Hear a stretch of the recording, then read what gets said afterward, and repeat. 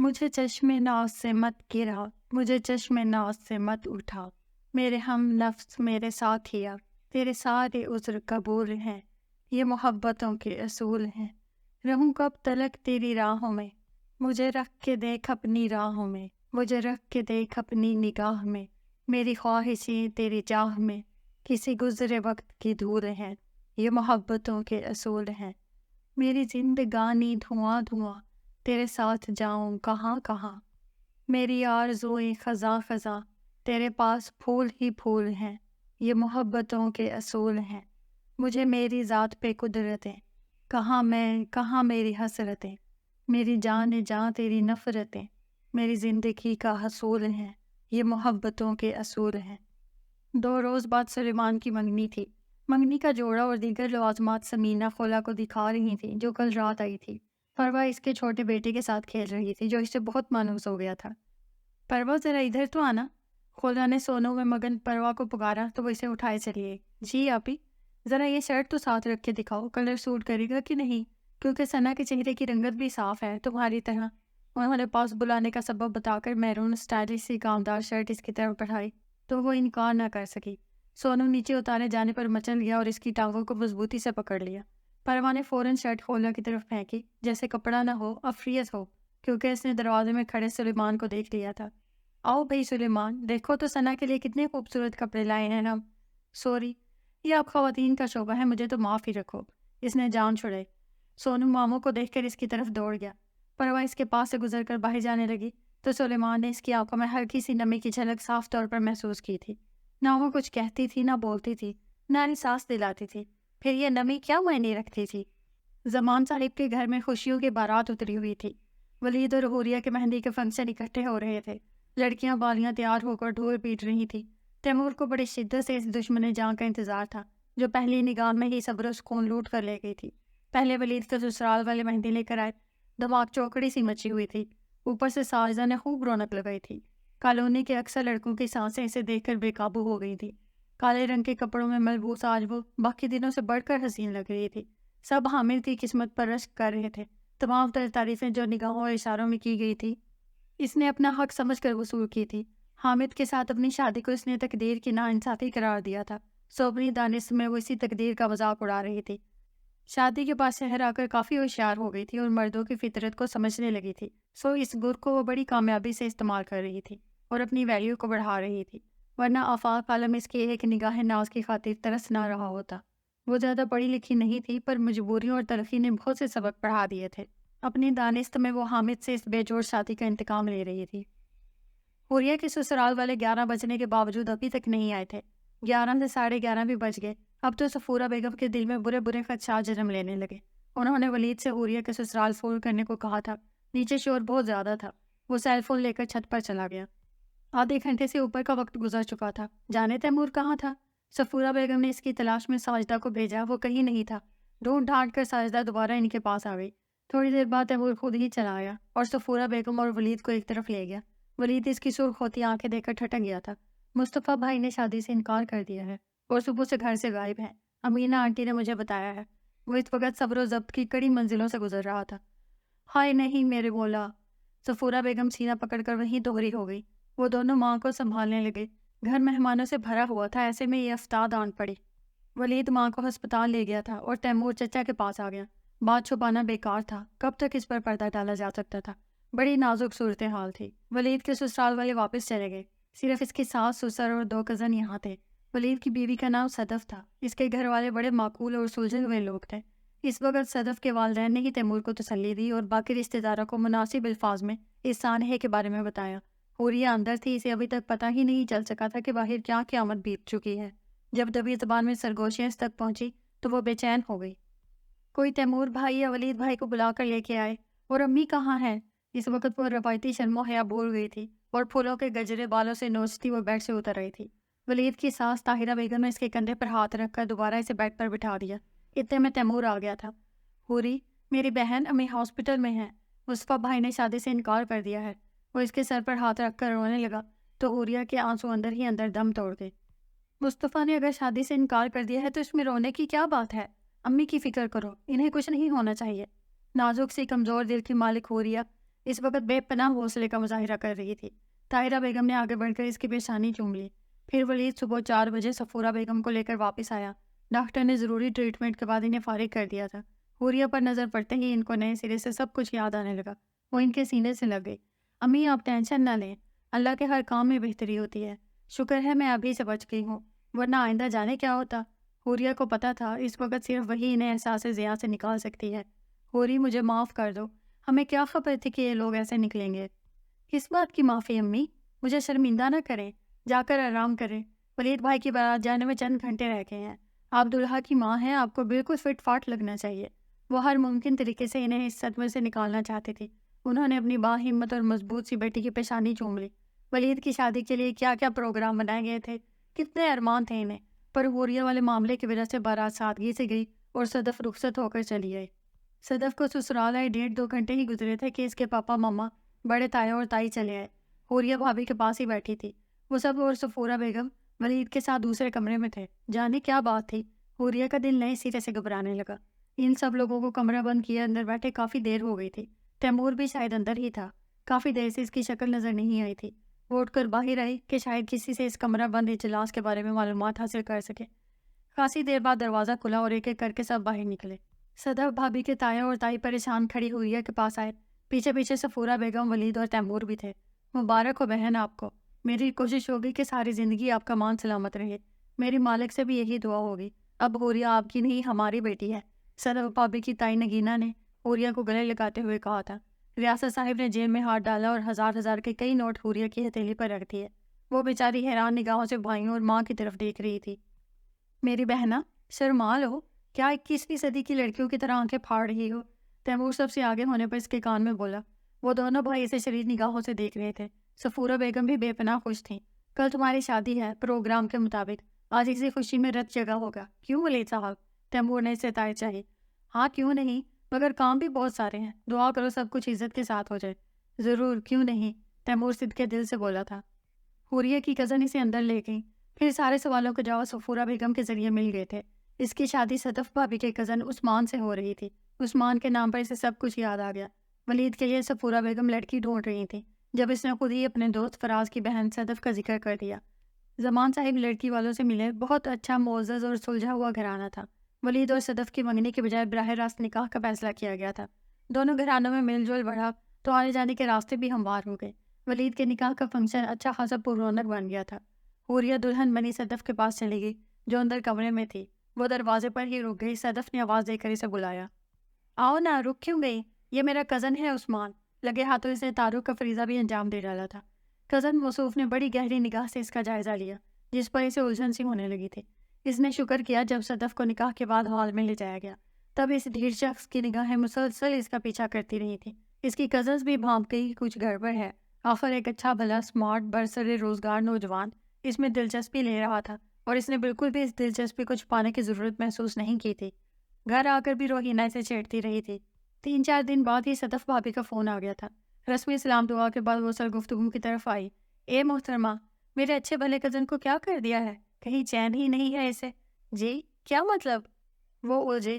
پرتصور کے پردے پر 2 شریر سی آنکھیں ابھر آئیں جن کا شوق سا پیغام بڑا واضح تھا۔ مطلب اس وقت سمجھ میں آئے گا جب تایا اور تائی جان تمہیں ہمیشہ کے لیے مانگنے آئیں گے۔ صدف شرارت کے موڈ میں تھی۔ عثمان کے مما پاپا دونوں بڑے بیٹے اور بہو کے پاس کینیڈا گئے ہوئے تھے۔ ان کی واپسی 1.5-2 ماہ بعد متوقع تھی۔ عثمان کو ایک ایک روز گزارنا محال لگ رہا تھا۔ گھنی پلکوں اور نشیلی آنکھوں والی وہ لڑکی اسے اپنے آپ سے بھی چرا کر لے گئی تھی۔ صرف چند لمحوں کا کھیل تھا اور اس کا دل اپنے اختیار میں نہ رہا تھا۔ مما پاپا کی واپسی تک انتظار تو کرنا تھا۔ ادھر حوریہ کے لیے چند روز بعد ہی مصطفیٰ کا رشتہ آ گیا۔ انہوں نے اتنی بےتابی اور وارفتگی دکھائی کہ زمان صاحب کو ہاں کرتے ہی بنی۔ عثمان کے والدین کے لوٹنے سے پہلے ہی حوریہ مصطفیٰ کے نام کی انگوٹھی پہن چکی تھی۔ عثمان کے خوابوں کا تاج محل زمین بوس ہو گیا تھا۔ گھر والوں نے کئی اور لڑکیوں کے نام بھی لیے پر اس کا ایک ہی جواب تھا، فی الحال میں ذہنی طور پر اس کے لیے تیار نہیں۔ صرف صدف اس کے دلی گرب سے آگاہ تھی پر وہ بھی کچھ نہ کر سکتی تھی۔ یہ قسمت کی کرنی تھی کہ حوریہ کا نصیب عثمان تھا۔ عثمان کے خوش قسمتی کے عین وقت پر مصطفیٰ غائب ہو گیا۔ تبھی ریاست صاحب اور نگینہ خاتون نے خاندان والوں کے باہمی مشورے سے یہ فیصلہ کیا کہ حوریہ کے لیے عثمان کا رشتہ ڈالا جائے اور ولید کے ولیمے کے روز اس کی آرزو پوری کر دی جائے۔ جب انہوں نے اس ارادے کا اظہار صفورہ بیگم و حوریہ کے بھائیوں سے کیا تمہارے تشکر اور خوشی کے کتنی دیر ان سے کچھ بولا ہی نہیں گیا تھا۔ کیسے فرشتہ صرف تھے یہ لوگ کہ عین وقت پر ان کی عزت کا بھرم رکھ لیا تھا۔ انہیں کیا اعتراض ہو سکتا تھا؟ اسی وقت مٹھائی کھلا کر بات پکی کرتی گئی تھی۔ لڑکے والوں کے پاس وقت کم تھا، ہال کی بکنگ کروانی تھی، حوریہ کے لیے شادی اور ولیمے کا سوٹ لینا تھا، رشتہ داروں کو خود جا کر دعوت دینی تھی۔ ویسے بھی صدف اور ولید کے ولیمے پر وہ تو سب آ ہی رہے تھے۔ صبح سے عثمان کے گھر ہلچل مچی ہوئی تھی۔ 12 بجے کے قریب ایک بوتیک سے حوریہ کے لیے شادی کا جوڑا آیا۔ چونکہ ناپ دے کر تو نہیں سلوایا تھا، اس لیے از سر نو اس میں حوریہ کے لحاظ سے تبدیلیاں کی گئیں اور یہ کام چھوٹی پھپھو کے سپرد کیا گیا تھا۔ ظاہر ہے عثمان کے پاس شاپنگ کی شادی کا وقت ہی کہاں تھا، سو اس نے وارڈروب سے 2 پیس نکالا جو نیا ہی تھا۔ فی الوقت اسی سے کام چلایا گیا۔ 4 بجے کے قریب عثمان کی بارات شادی ہال میں پہنچی۔ حوریہ ابھی تک پارلر سے نہیں آئی تھی کیونکہ اس کا سوٹ کافی دیر سے بچوایا گیا تھا۔ مہندی تو رات ہی میں اس کی کزن نے لگا دی تھی۔ بیٹھے بیٹھے اس کی تو کمر ہی اکڑ گئی تھی۔ صبح جھنجھوڑ کر جب اسے جگایا گیا تو اس کا بالکل بھی اٹھنے کو جی نہیں چاہ رہا تھا، لیکن صدف بھابھی اور ولید بھائی کے ساتھ ناشتہ کرنا بھی لازمی تھا۔ یہاں الٹا حساب ہو گیا تھا۔ صدف اور ولید کافی دیر سے بیدار ہو کر حوریہ کے انتظار میں تھے۔ مہندی اتارنے کے بعد اس نے منہ ہاتھ دھویا تو یکدم باتھ روم کا دروازہ تواتر سے بچنے لگا تھا۔ اب نکل بھی آؤ، صدف بھابھی نے بھی پارلر جانا ہے۔ یہ اس کی خالہ زاد مومنہ تھی۔ صدف کے گھر والوں نے کافی پرتکلف ناشتہ بھجوایا تھا۔ پہلا نوالہ ولید نے توڑا اور حوریہ کے منہ میں ڈالا تو آنسوؤں کی نمی اس کے گلے تک اتر گئی۔ روئی تو میں ماروں گا۔ اس کا سرخ ہوتا چہرہ بتا رہا تھا کہ اب رونے کا ایک بڑا طویل پروگرام شروع ہونے والا ہے۔ ولید کی وارننگ پر وہ روتے روتے مسکرا دی۔ باقی لوگ ناشتے کے بعد اٹھ کے وہ بھابھی کے پاس ہی بیٹھی رہی تھی۔ بہت خوبصورت رنگ آیا ہے مہندی کا، صدف اس کے ہاتھ کو غور سے دیکھتے ہوئے بولی۔ اس کے انداز میں اجنبیت کا شائبہ تک نہ تھا۔ یوں لگ رہا تھا وہ شروع سے ہی اس گھر میں رہتی آ رہی ہے، ان کے دکھ درد میں شریک رہی ہے۔ یہ دیکھو، ولید نے رونمائی کا گفٹ دیا ہے۔ صدف نے اسے گردن میں چمکتا ننھے سے دل کی شکل کا لاکٹ دکھایا۔ بہت خوبصورت ہے، اس نے دل سے تعریف کی۔ اتنے میں باقی لڑکیوں کا ریلا سا اندر گھس آیا تھا۔ صدف کی ڈھیر ساری کزنز بھی ان میں شامل تھیں۔ دونوں دلہنیں کیا راز و نیاز کر رہی ہیں؟ یہ صدف کی منہ پھٹ سی پھپھوزاد مہرین تھی۔ ارے میں نے کیا راز و نیاز کرنے ہیں، وہ تو عثمان کرے گا اور خوب اچھی طرح کرے گا۔ بڑا ہجر کا عذاب سہا ہے بیچارے نے، ایک ایک پل تڑپ کر گن گن کر گزارا ہوگا کل سے۔ صدف بھی ان کے ساتھ مل کر اسے چھیڑنے لگی تو حوریہ بری طرح بلش ہو گئی تھی۔ اسی دوران کسی نے بھی ساجدہ کی چبھتی ہوئی نگاہوں کو محسوس ہی نہیں کیا تھا۔ ولید اور صدف کے چہرے پر بکھری آسودگی اور مسرت اسے اندر ہی اندر کڑیالے ناک کی طرح ڈنک مار رہی تھی۔ حالانکہ 2 روز پہلے وہ کتنی خوش تھی۔ حوریہ کے گھر میں ماتم کا سماں تھا، اس نے خوب جشن منایا اور بظاہر صفورہ بیگم کو تسلی دیتی رہی، ان کے ساتھ روئی اور مصطفیٰ کے گھر والوں کو خوب کوسنے بھی دیے۔ اب حوریہ شرماتے ہوئے وہاں سے اٹھی تو اس کی آنکھیں کسی زہریلی ناخن کی طرح دہکنے لگیں۔ صدف پارلر جا چکی تھی۔ حوریہ عثمان کی طرف سے عروسی جوڑا آنے پر پارلر چلی گئی۔ صفورہ بیگم نے ساجدہ کو اس کے ساتھ بھیجا۔ عثمان کی ایک کزن بھی ہمراہ تھی۔ 1.5-2 گھنٹے بعد حوریہ تیار ہو کر آئی تو اس پر نظر ٹھہرنا مشکل تھا۔ ساجدہ کو یقین نہیں آ رہا تھا کہ یہ سادہ سے حلیے والی حوریہ ہی ہے جو ہمیشہ دوپٹہ ماتھے تک اوڑھے رہتی تھی، جس کی آنکھیں کاجل سے محروم رہتی تھی، جو کسی بھی قسم کی چٹک مٹک سے یکساں خالی تھی، جو ناز و انداز سے کوسوں دور تھی، آج دلہن بن کر غضب ڈھا رہی تھی۔ اس کی شرمیلی مسکان نے پورے چہرے کو منور کر دیا تھا۔ ہال کے ساتھ بنے چھوٹے سے کمرے میں حوریہ اس وقت 3 لڑکیوں کے گھیرے میں تھی۔ عثمان کافی ضدی بھی ہے، اگر ضد میں آیا تو تمہاری خیریت نیک مطلوب نہیں ہے، کیونکہ اس پر مرنے والی سب لڑکیوں کی مشترکہ رائے ہے کہ موصوف کسی ریسلر سے کم نہیں ہے۔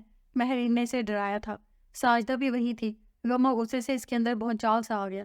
بارات آ گئی، بارات آ گئی۔ باہر حال سے شور کی آوازیں آ رہی تھیں۔ پل بھر میں سب لڑکیاں سوائے ساجدہ کے حوریہ کے پاس سے غائب ہو گئیں۔ اچانک اس نے حوریہ کے پاس بیٹھ کر رونا شروع کر دیا۔ کیا ہوا ہے بھابھی؟ حوریہ احتراماً اسے ہمیشہ بھابھی کہہ کر پکارتی تھی۔ اسی وقت بھی پریشان ہو گئی اور اس کے پوچھنے کی دیر تھی۔ ساجدہ کے رونے میں اور بھی شدت آ گئی۔ حوریہ نے اس کے کندھے پر ہاتھ رکھا تو ساجدہ نے اسے خود سے لپٹا لیا۔ کیا قسمت ہے تمہاری حوریہ؟ اس کی آنسو بھری آنکھوں میں ریا کا ذرہ برابر بھی نشان نہ تھا۔ کیا بات ہے بھابھی؟ خدا کے لیے مجھے بتا دیں ورنہ میرا دل پھٹ جائے گا۔ بے حد وہ پریشان ہو گئی تھی۔ میں تمہیں بتانا تو نہیں چاہتی پر کیا کروں، رہا بھی نہیں جاتا۔ بتائیے نا بھابھی، کیا بات ہے؟ اب کہ اس کے صبر کا پیمانہ لبریز ہو چکا تھا۔ اصل میں حوریہ بات یہ ہے کہ عثمان اپنے خاندان کی عزت اور باپ کے کہنے پر تم سے شادی کر رہا ہے، ورنہ یہ سب جو کہہ رہے ہیں نا کہ اس نے تمہاری محبت میں یہ سب کچھ کیا ہے، بالکل جھوٹ اور فریب ہے۔ مجھے خود حامد نے بتایا ہے، کیونکہ کسی دوست کے تھرو وہ عثمان کو پہلے سے جانتے ہیں اور اس کی زندگی سے بھی واقف ہیں جیسی وہ گزارتا آیا ہے۔ پرلے درجے کا عیاش اور لڑکیوں کا شوقین ہے۔ حوریہ کا سر نڈھال سے انداز میں جھک گیا۔ اس نے تو سوچا تھا کہ اندھیرے چھٹ گئے ہیں، پر کیا خبر تھی کہ ساجدہ اس دوران باہر کا جائزہ بھی لیتی رہی تھی۔ اب آگے کی سوچو، جو ہوا سو ہوا۔ بھابھی میں کیا کروں، میری تو عقل ہی سلب ہو گئی ہے، دل چاہ رہا ہے ابھی اپنی زندگی کا خاتمہ کر لوں۔ نہ، ایسا سوچنا بھی مت، آنٹی کا تو ہارٹ فیل ہو جائے گا، وہ پہلے ہی بیمار ہے، خدا خدا کر کے تو ان کی حالت سنبھلی ہے۔ میں کہاں جاؤں میرے اللہ۔ شفاف موتی ایک بار پھر اس کی آنکھوں سے لڑک آئے تھے۔ اپنے آپ کو اس عیاش اور بد کردار شوہر سے بچا کر رکھو، جس طرح بھی ہو سکے۔ عورت کی ویلیو اس وقت تک رہتی ہے جب تک وہ انچھوئی ہو۔ میری بات سمجھ رہی ہو نا؟ اب یہ تمہاری سمجھداری کا امتحان ہوگا کہ تم کس طرح خود کو اس سے بچاتی ہو۔ اوپر والے نے تمہارے نصیب میں اس سے اچھا ہی لکھا ہوگا۔ اس سے جان چھڑاؤ، پر ایک دم نہیں، آہستہ آہستہ پلان بنا کر۔ تمہیں کیا پتا کہ شاید کوئی اور بھی تمہیں چاہتا ہو۔ کون؟ وہ بے ساختہ بولے۔ مصطفیٰ، ساجدہ نے بڑے آرام سے کہا۔ وہ اس وقت سخت مجبوری کے عالم میں روپوش ہوا ہے، کوئی ایسی بات ہے وہ جو تمہیں بتا ہی نہیں سکتا، اسی لیے تو یہ سب کچھ ہوا ہے۔ مگر آپ کو کیسے پتا؟ وہ رونا بھول گئی۔ آج اس کا فون آیا تھا۔ تمہیں کیا خبر، تمہارے دلہن بننے کی خبر سن کر اس کے دل پر آنے چل گئے ہیں، تڑپ رہا ہے وہ تنہائی اور بے کسی کے عالم میں، اور ادھر تم ایک عیاش مرد کے سیر سجانے جا رہی ہو، ادھر وہ پل پل مر رہا ہے۔ ساجدہ کا انداز بڑا پرتاثر تھا، مگر وہ مجھے بتا بھی تو سکتا تھا۔ کہا نا اس میں کوئی راز ہے، جب اس مشکل سے اس کی جان چھوٹے گی تو وہ تمہیں خود سب بتائے گا۔ فی الحال مجھے بھی نہیں پتا کہ کیا ہے، پر جو بھی ہے بہت ہولناک ہے، جو وہ روح پوشی پر مجبور ہوا ہے۔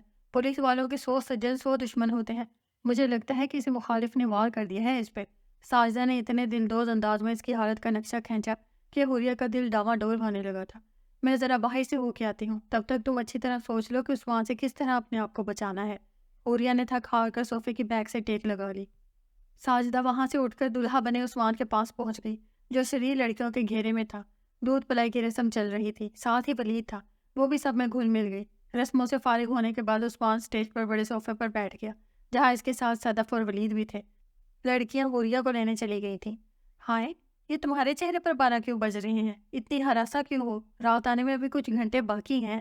مہرین نے اس کی ٹھوڑی چھو کر سرخ ہوتی آنکھوں میں جھانکا تو پھیکے سے انداز میں مسکرائی۔ خوف زدہ ہو؟ نہیں تو، اس نے نفی میں سر ہلایا۔ اوکے، فی الحال اٹھو۔ مہرین اور ایک دوسری لڑکی نے سہارا دے کر اسے کھڑا کیا۔ سہج سہج کر چلتی وہ باہر آئی۔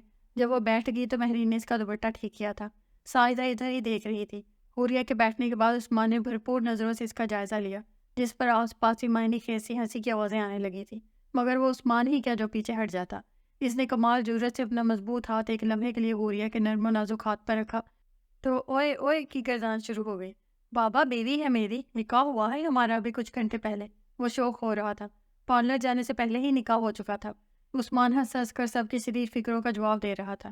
حوریہ آنکھیں بند کیے بے حس و حرکت سی ایک جگہ پر بیٹھی تھی۔ ساجدہ کی نظر اسٹیج پر ہی فوکس تھی، اور سب کی طرف سے وہ مایوس ہوئی تھی، پر جانے کیوں اس کا دل گواہی دے رہا تھا کہ حوریہ اسے مایوس نہیں کرے گی۔ عثمان کی وارفتہ نگاہیں بس زبان خاموشی دل میں چھپے چاہت کے طوفان کا پتہ دے رہی تھی۔ یہ سیلے رواں رکنے والا نہیں لگ رہا تھا۔ رخصتی سے کچھ دیر پہلے ہی آسمان کالے سیاہ بادلوں سے بھر گیا۔ تقریباً تمام لڑکیوں نے ہی ہاف سلیوز والی شرٹس پہنی تھی۔ سردی سے بچنا مشکل تھا، لہٰذا ایک ایک کر کے سب گاڑیوں میں بیٹھنے لگے۔ صدف اور ولید صفورہ بیگم کے ساتھ گئے، جبکہ تیمور رخصتی کے وقت حوریہ کے ساتھ تھا۔ دونوں ایک گاڑی میں تھے۔ اس کا ایک بازو حوریہ کے کندھے پر تھا، جو رو رو کر بےحال ہوئے جا رہی تھی۔ سالے کی موجودگی کے باعث عثمان خاموش تھا۔ ادھر بادل زوردار آواز سے گرج رہے تھے۔ اوائل نومبر کی ہوا میں سرکشی آ گئی تھی، بارش کی بوندیں سڑکوں پر جل ترنگ سے بچانے لگی تھی۔ حوریہ، اب بس بھی کرو، میں اس سیلاب میں بہہ جاؤں گا۔ تیمور کا اشارہ اس کے آنسوؤں کی طرف تھا۔ جانے کون کون سی رسمیں ہوئی تھیں مگر اسے کچھ پتہ نہیں چلا۔ اگر خبر تھی تو یہ کہ اس کے حوصلوں کی دیوار اب گرنے کو ہے۔ ناشتے کے بعد سے لے کر اب تک اس نے کچھ نہیں کھایا تھا۔ سب کے اصرار پر بریانی کے چند نوالے حلق سے اتارے۔ ساجدہ نے کن جلتے شعلوں میں اسے دھکیل دیا تھا۔ وہ کیسے اپنے ساتھ ہونے والے سانحے کے بارے میں سب کو بتائے۔ امی جو اسے بیاہ کر بے پناہ خوش تھیں، بھائی جو ذمہ داری نبھا کر مطمئن تھے، وہ کیسے ان کے اطمینان کو تہہ بالا کرتی۔ اگر وہ کوئی خوشگن خواب دیکھ رہے تھے تو کیا وہ انہیں جگا کر حقیقت کی طرف دنیا میں لے آتی؟ شاید نہیں، کیونکہ اس کا خمیر خود غرضی سے نہیں اٹھا تھا۔ پھولوں سے مہکتے کمرے میں وہ اکیلی تھی۔ کچھ دیر قبل سب نے اس کی جان چھوڑ دی تھی۔ گلاس ونڈو سے باہر بارش کی قیامت خیزی صاف نظر آ رہی تھی۔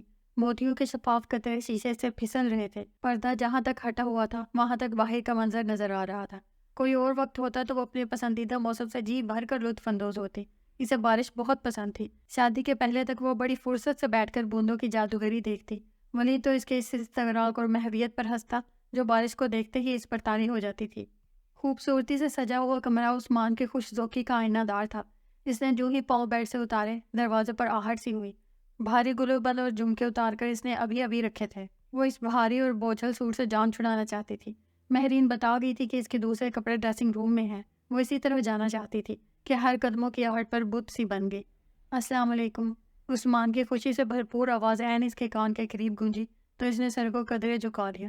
بڑی ایمرجنسی میں دلہا بنا ہوں، اوپر سے بارش نے سب کچھ چوپٹ کر دیا۔ میں کپڑے بدل کر فریش ہو کر آتا ہوں، پھر آپ سے بات کرتا ہوں۔ اس نے وہیں کھڑے کھڑے کوٹ اتارا اور ایک بھرپور نگاہ ہوریا پر ڈالی۔ اس کے باہر آنے تک وہ اسی طرح بیٹھی رہی۔ ایک دلکش مہک عثمان کے ساتھ اس کے پاس آئی تھی۔ آپ نے کھانا بھی نہیں کھایا؟ ماما اور مہرین بتا رہی تھی۔ ایسا کریں یہ دودھ کا گلاس پی لیں، پہلے ہی اتنی دھان پان سی ہیں۔ میں ابھی سب کے ساتھ کھانا کھا کر آ رہا ہوں، خود کو دیکھیں اور میری صحت کو دیکھیں۔ وہ تکیہ پیچھے رکھ کر اس کے سامنے بیٹھ گیا۔ ہوریا کی نگاہ بے اختیار اس کی طرف اٹھی۔ اس کا کثرتی جسم سفید ٹی شرٹ میں بھی بخوبی اپنی مضبوطی ظاہر کر رہا تھا۔ سوری، مجھے بھوک نہیں ہے، وہ نظر چرا گئی، مگر مجھے تو ان آنکھوں، ان چہروں اور ایک ایک نقش کی دید کی پیاس تھی۔ وہ اپنا سر اس کی گود میں رکھ کر لیٹ گیا تھا۔ کبھی خواہش تھی ان آنکھوں میں اپنے نام کا عکس دیکھو۔ وہ ہوریا کی پلکوں پر اپنی انگلی رکھتے ہوئے بولا تو اس کا دل دھڑک اٹھا۔ جیولری کیوں اتار دی ہے؟ عثمان کا ہاتھ اس کی گردن پر تھا۔ ہوریا نے جو چولی پہنی تھی اس کا گلا کافی گہرا تھا۔ جب تک گلو بند پہنے رکھا تب تک احساس نہیں ہوا۔ اب جب وہ اسے آنکھوں کے راستے دل میں اتار رہا تھا تو اس کا دل چاہ رہا تھا کہ یہاں سے اٹھ کر بھاگ جائے۔ تمہاری گردن بہت خوبصورت ہے۔ اس کی نظر یہ حقیر سا نظر آنا۔ اسی پوزیشن میں نیم دراز عثمان نے ڈائمنڈ چوڑا لاکٹ نکالا اور اب اسے پہنانے کی کوشش کر رہا تھا۔ اس دوران ہوریا کا چہرہ عثمان کی طرف جھک آیا۔ ایک قیامت کا سا سامنا تھا اسے۔ لاکٹ بند کرتے کرتے وہ قدرے اس کے نزدیک ہوا اور ایک شوق سے جسارت کی۔ اپنی جسارت پر وہ بڑا مطمئن لگ رہا تھا۔ ہوریا تڑپ کر تھوڑا دور ہوئی مگر وہ اس کے ہاتھ پکڑ چکا تھا۔ اب تو تم میرے پاس آ گئی ہو۔ خدا گواہ ہے میری خواہش تھی کہ کسی رم جھم برستی رات میں تم میرے ساتھ ہو، سب سے دور اور مجھ سے قریب، بہت قریب۔ اور دیکھ لو اس پرسحر رات میں تم میرے پاس ہو۔ وہ اس کی ہتھیلی اپنے ہونٹوں پر رکھ چکا تھا۔ اس نے ہاتھ چھڑانے کی کوشش کی۔ اچھا چینج کر لو، تمہارا نائٹ ڈریس باتھ روم میں لٹکا ہوا ہے۔ خلاف توقع اس نے آرام سے ہوریا کے ہاتھ چھوڑ دیے تو ایک ثانیہ کو اسے یقین ہی نہیں آیا تھا۔ صبح سے تھکی ہاری تھی، سو گرم پانی سے شاور لینے کے بعد طبیعت قدرے فریش ہو گئی۔ سامنے ہی بیبی پنک کلر کی انتہائی نفیس اور باریک ریشمی نائٹی لٹکی ہوئی تھی۔ یہ نائٹ ڈریس پہن کر وہ عثمان کے پاس یا سامنے جانے کا تصور بھی نہیں کر سکتی تھی، لہٰذا ایک سادہ سا ہلکا پھلکا کاٹن کا سوٹ پہن لیا جو عثمان کی چھوٹی خالہ نے ایمرجنسی میں سیا تھا۔ اس نے جان بوجھ کر شاور لینے میں دیر لگائی، پر باہر تو جانا ہی تھا، کب تک باتھ روم میں رہتی۔ باتھ روم کا دروازہ کھلنے پر روشنی کی لکیر باہر آئی تو عثمان نے آنکھوں پر رکھا بازو ہٹایا۔ نائٹ بلب جل رہا تھا۔ کمرے میں بڑا خوابناک سا مدھم مدھم سا اجالا تھا۔ نائٹی کے بجائے کاٹن کے سوٹ میں ملبوس گیلے بالوں کو دوپٹے سے چھپائے وہ بے حد متفکر اور ہراساں سی نظر آ رہی تھی۔ عثمان کچھ دیر اسے دیکھتا رہا۔ وہ دھیرے دھیرے چلتی کپڑوں کے الماری کی طرف گئی، الماری کھول کے جائے نماز نکال کر بچھائی اور نماز کی نیت باندھ لی۔ کچھ دیر کے لیے اس کا دل پرسکون ہو چکا تھا۔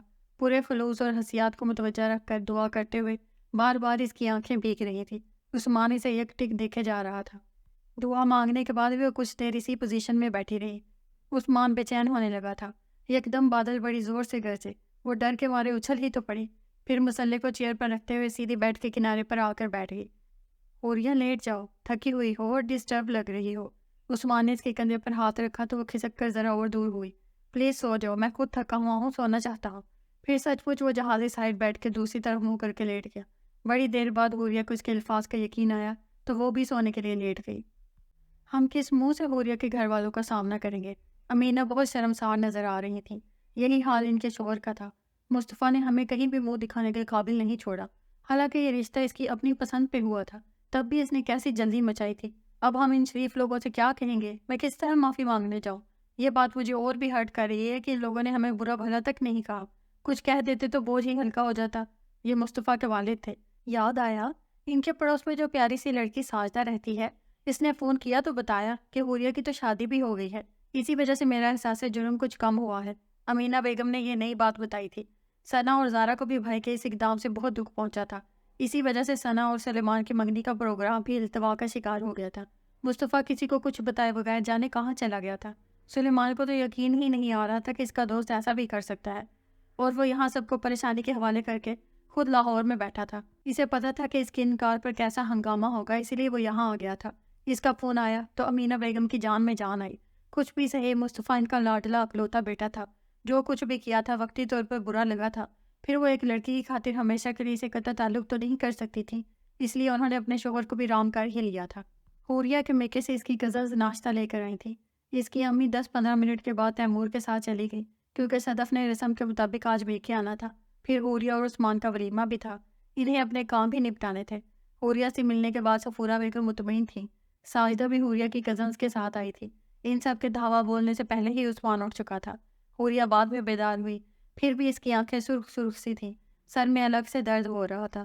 ساجدہ نے بڑی گہری نگاہ سے اسے دیکھا کہ شاید رات کی کوئی تحریر نظر آ جائے، مگر اس کا چہرہ سپاٹ تھا اور وہ ان سب کی فکرہ بازی سے جبراً مسکرا رہی تھی۔ عثمان بہت مسرور سا فریش سا لگ رہا تھا، اس کے وجہ چہرے پر خوشیوں کا عکس جھلملاتا محسوس کیا جا سکتا تھا۔ حسد کی ایک لہر ساجدہ کو شرابور کر گئی۔ اس کا خیال تھا کہ حوریہ نے اس کی باتوں پر کان نہیں دھرے تھے۔ ناشتے کے بعد برتن اٹھا لیے گئے تو عثمان ان سب کی طرف متوجہ ہوا۔ حوریہ، آپ آرام کریں، ہم سب باہر جا رہے ہیں، آپ پلیز میرے ساتھ آئیے، ڈرائنگ روم میں بیٹھتے ہیں، انہیں نیند پوری کرنے دیں۔ وہ لڑکیوں سے بیک وقت مخاطب ہوا۔ اوہو، ایک ہی رات میں اتنی فکر، کسی نے شرارت سے کہا تھا۔ فکر کیوں نہ ہو، میرے شریک حیات ہیں۔ اس کے اس طرح کہنے پر ساجدہ نے اسے بڑی عجیب نگاہ سے دیکھا تھا۔ حوریہ کو واقعی نیند آ رہی تھی، سردی الگ محسوس ہو رہی تھی، کیونکہ آسمان ابھی تک بادلوں کی لپیٹ میں تھا۔ عثمان کے اس رویے کے بارے میں سوچنے کے لیے فی الحال اس کے پاس وقت نہیں تھا۔ کمبل سر سے پاؤں تک تان کے وہ دوبارہ لیٹ گئی۔ ولیمہ رات کو تھا، صدف نے شام کو آنا تھا۔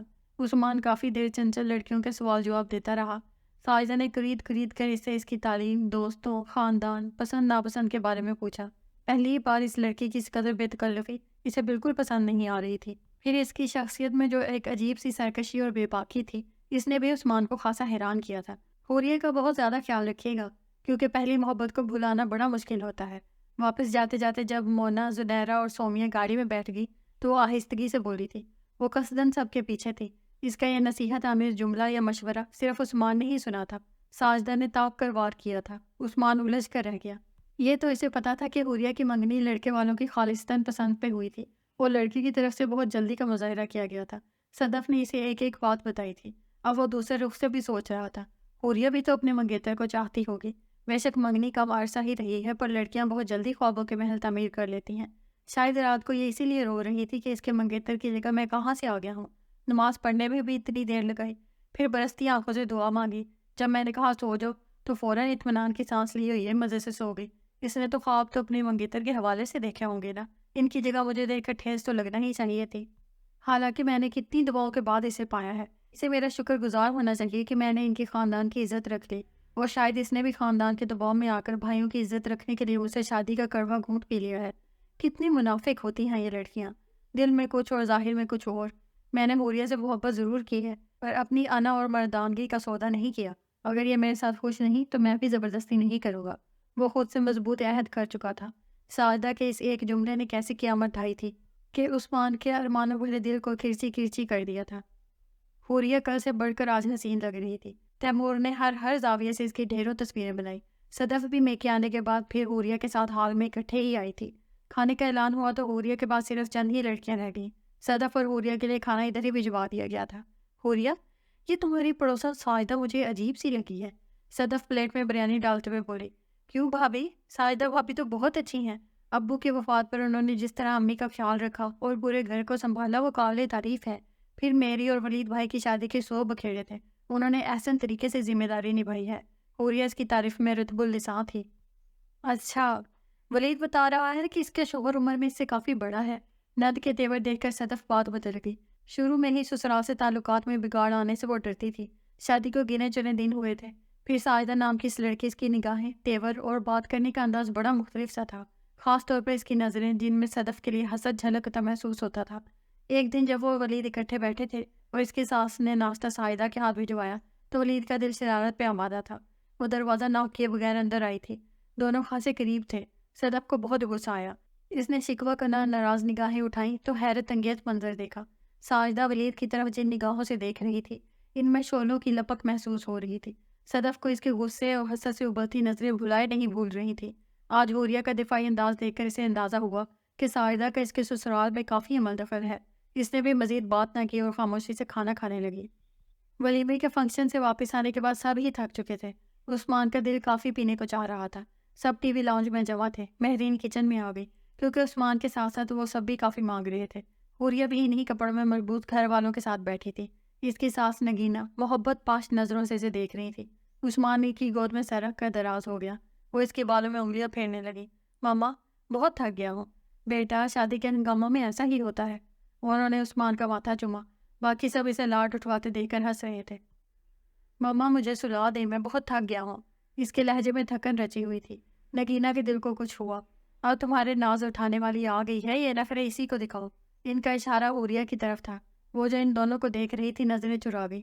کافی پینے کے بعد مہرین اسے کمرے میں چھوڑ گئی۔ کپڑے بدلنے کے بعد ذہن و دل ذرا آرام دہ حالت میں آ گئے تو وہ سوچنے کے قابل ہوئی۔ آج تیمور، ولید، صدف بھابھی اور امی کتنے خوش لگ رہے تھے۔ کیا ہوا اگر عثمان عیاش و بد کردار ہے؟ قسمت نے اسے میری زندگی کا مالک بنا دیا ہے۔ پھر مالک جو بھی سلوک روا رکھے، غلام کو برداشت کرنا ہی پڑتا ہے۔ میں اس کڑوے گھونٹ کو پی لوں گی۔ ایسا نہ ہو میرے رویے سے بات کھول جائے، تب اگر عثمان نے بھی مجھے چھوڑ دیا تو میری ماں تو جیتے جی مر جائے گی۔ بھائی کسی کو منہ دکھانے کے قابل نہیں رہیں گے۔ میں دوبارہ ان سب کو سب کے سامنے شرمندہ نہیں ہونے دوں گی۔ خانہ تو وضع سے عورت کے مقدر میں لکھا ہے۔ میرا دل تو ویسے بھی مر چکا ہے۔ عثمان اس بے روح وجود پر قبضہ جما سکے گا؟ دل تک کبھی نہیں آ سکے گا۔ اسے کون سا میری پرواہ ہوگی؟ میں مر جاؤں گی، مٹ جاؤں گی، پر بھائیوں کی عزت پر حرف نہیں آنے دوں گی۔ یہ تو ساجدہ کی مہربانی ہے جو انہوں نے مجھے اس راز سے آگاہ کر دیا۔ میں کوشش کروں گی کہ اس کا دل جیت سکوں تاکہ اب وہ کسی اور عورت کی طرف نہ دیکھے۔ وہ خود سے عہد کر رہی تھی۔ عثمان نے کمرے میں آ کر شاور لینے کے بعد کپڑے بدلے۔ اب بالوں میں انگلیاں چلاتے ہوئے حسب عادت تولیہ صوفے پر پھینک کر حوریہ کی طرف مڑا تو جسم میں دوڑتے لہو کی گردش اور بھی تیز ہو گئی۔ پنک کلر کی اسی نائٹی میں ملبوس حوریہ بیڈ پر نیم دراز سے کچھ سوچنے پر مجبور کر رہی تھی۔ فکر نہ کرو، جب تک تمہارے دل کا حال مجھے سچ مچ پتہ نہیں چل جاتا میں تمہیں چھوؤں گا بھی نہیں۔ کل تم نے یہ ڈریس نہیں پہنا، آج غالباً کسی نے سمجھایا ہوگا تو تم نے دل پر جبر کر کے یہ پہنا ہوگا تاکہ مجھے شک نہ ہو کہ تمہارے دل میں ابھی تک تمہارا منگیتر بسا ہوا ہے۔ اس کا دماغ اپنے ہی انداز میں تجزیہ کر رہا تھا۔ عثمان دوسرا تکیہ اٹھا کر حوریہ سے قدرے فاصلے پر لیٹ گیا تو اس کا دل خدشے سے بھر گیا۔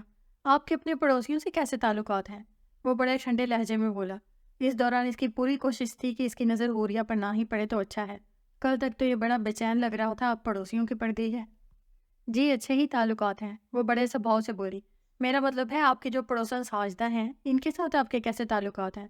صبح صدف بھابھی نے اس حوالے سے بات کی تھی اور اب وہ اس حوالے سے پوچھ رہا تھا۔ کہیں اسے پتہ تو نہیں چل گیا کہ ساجدہ نے اس کے کرتوتوں کے بارے میں مجھے بتا دیا ہے؟ اس نے سوچا تھا۔ جی اچھے ہی ہیں، ساجدہ بھابھی بہت محبت کرنے والی ہیں، امی تو انہیں بہت پسند کرتی ہیں۔ اس کا مطلب ہے کہ ان کا عمل دخل بھی ہوگا آپ کے گھر میں؟ جی ہاں، امی کوئی بات ان سے چھپاتی نہیں ہے، ہر معاملے میں مشورہ کرتی ہیں، یہاں تک کہ میری شادی کی شاپنگ میں بھی ان کی رائے شامل تھی۔ وہ پرسوچ نگاہیں غیر مرئی نقطے پر جمائے ہوئے تھا۔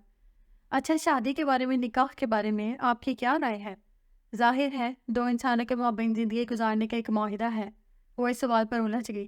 اور میرا خیال ہے کہ اس رشتے کی بنیاد ایمانداری اور اعتماد پر ہونی چاہیے۔ دل میں کچھ اور ہو تو یہ رشتہ کمزور پڑ جاتا ہے۔ اب یہ بھی اپنے کرتوتوں کے بارے میں بتائے گا شاید، سوچتے ہوئے اس کے بولنے کا انتظار کرنے لگی۔ یوں کریں یہ کپڑے چینج کر کے سو جائیں، فی الحال اس گھر میں آپ کو کسی قسم کی فکر نہیں ہونی چاہیے۔ وہ دوسری طرف گھما چکا تھا۔ اس کے سرد لہجے نے حوریہ کو بے چین کر دیا۔ وہ خود کون سا یہ کپڑے پہن کر سونے کے لیے مری جا رہی تھی، بلکہ جتنی ہمت اور حوصلہ جمع کر کے اس نے یہ حشر سما لباس پہنا تھا یہ اسے ہی پتا تھا۔ وہ آہستگی سے بیڈ سے اتری۔ عثمان کے سرد رویے پر وہ پریشان سی تھی کیونکہ مقابلے میں آج کلی طور پر اس کا انداز بدلا ہوا تھا۔ پروا کو بالکل غیر متوقع طور پر دیکھ کر تیمور کو بے پناہ خوشی ہوئی تھی۔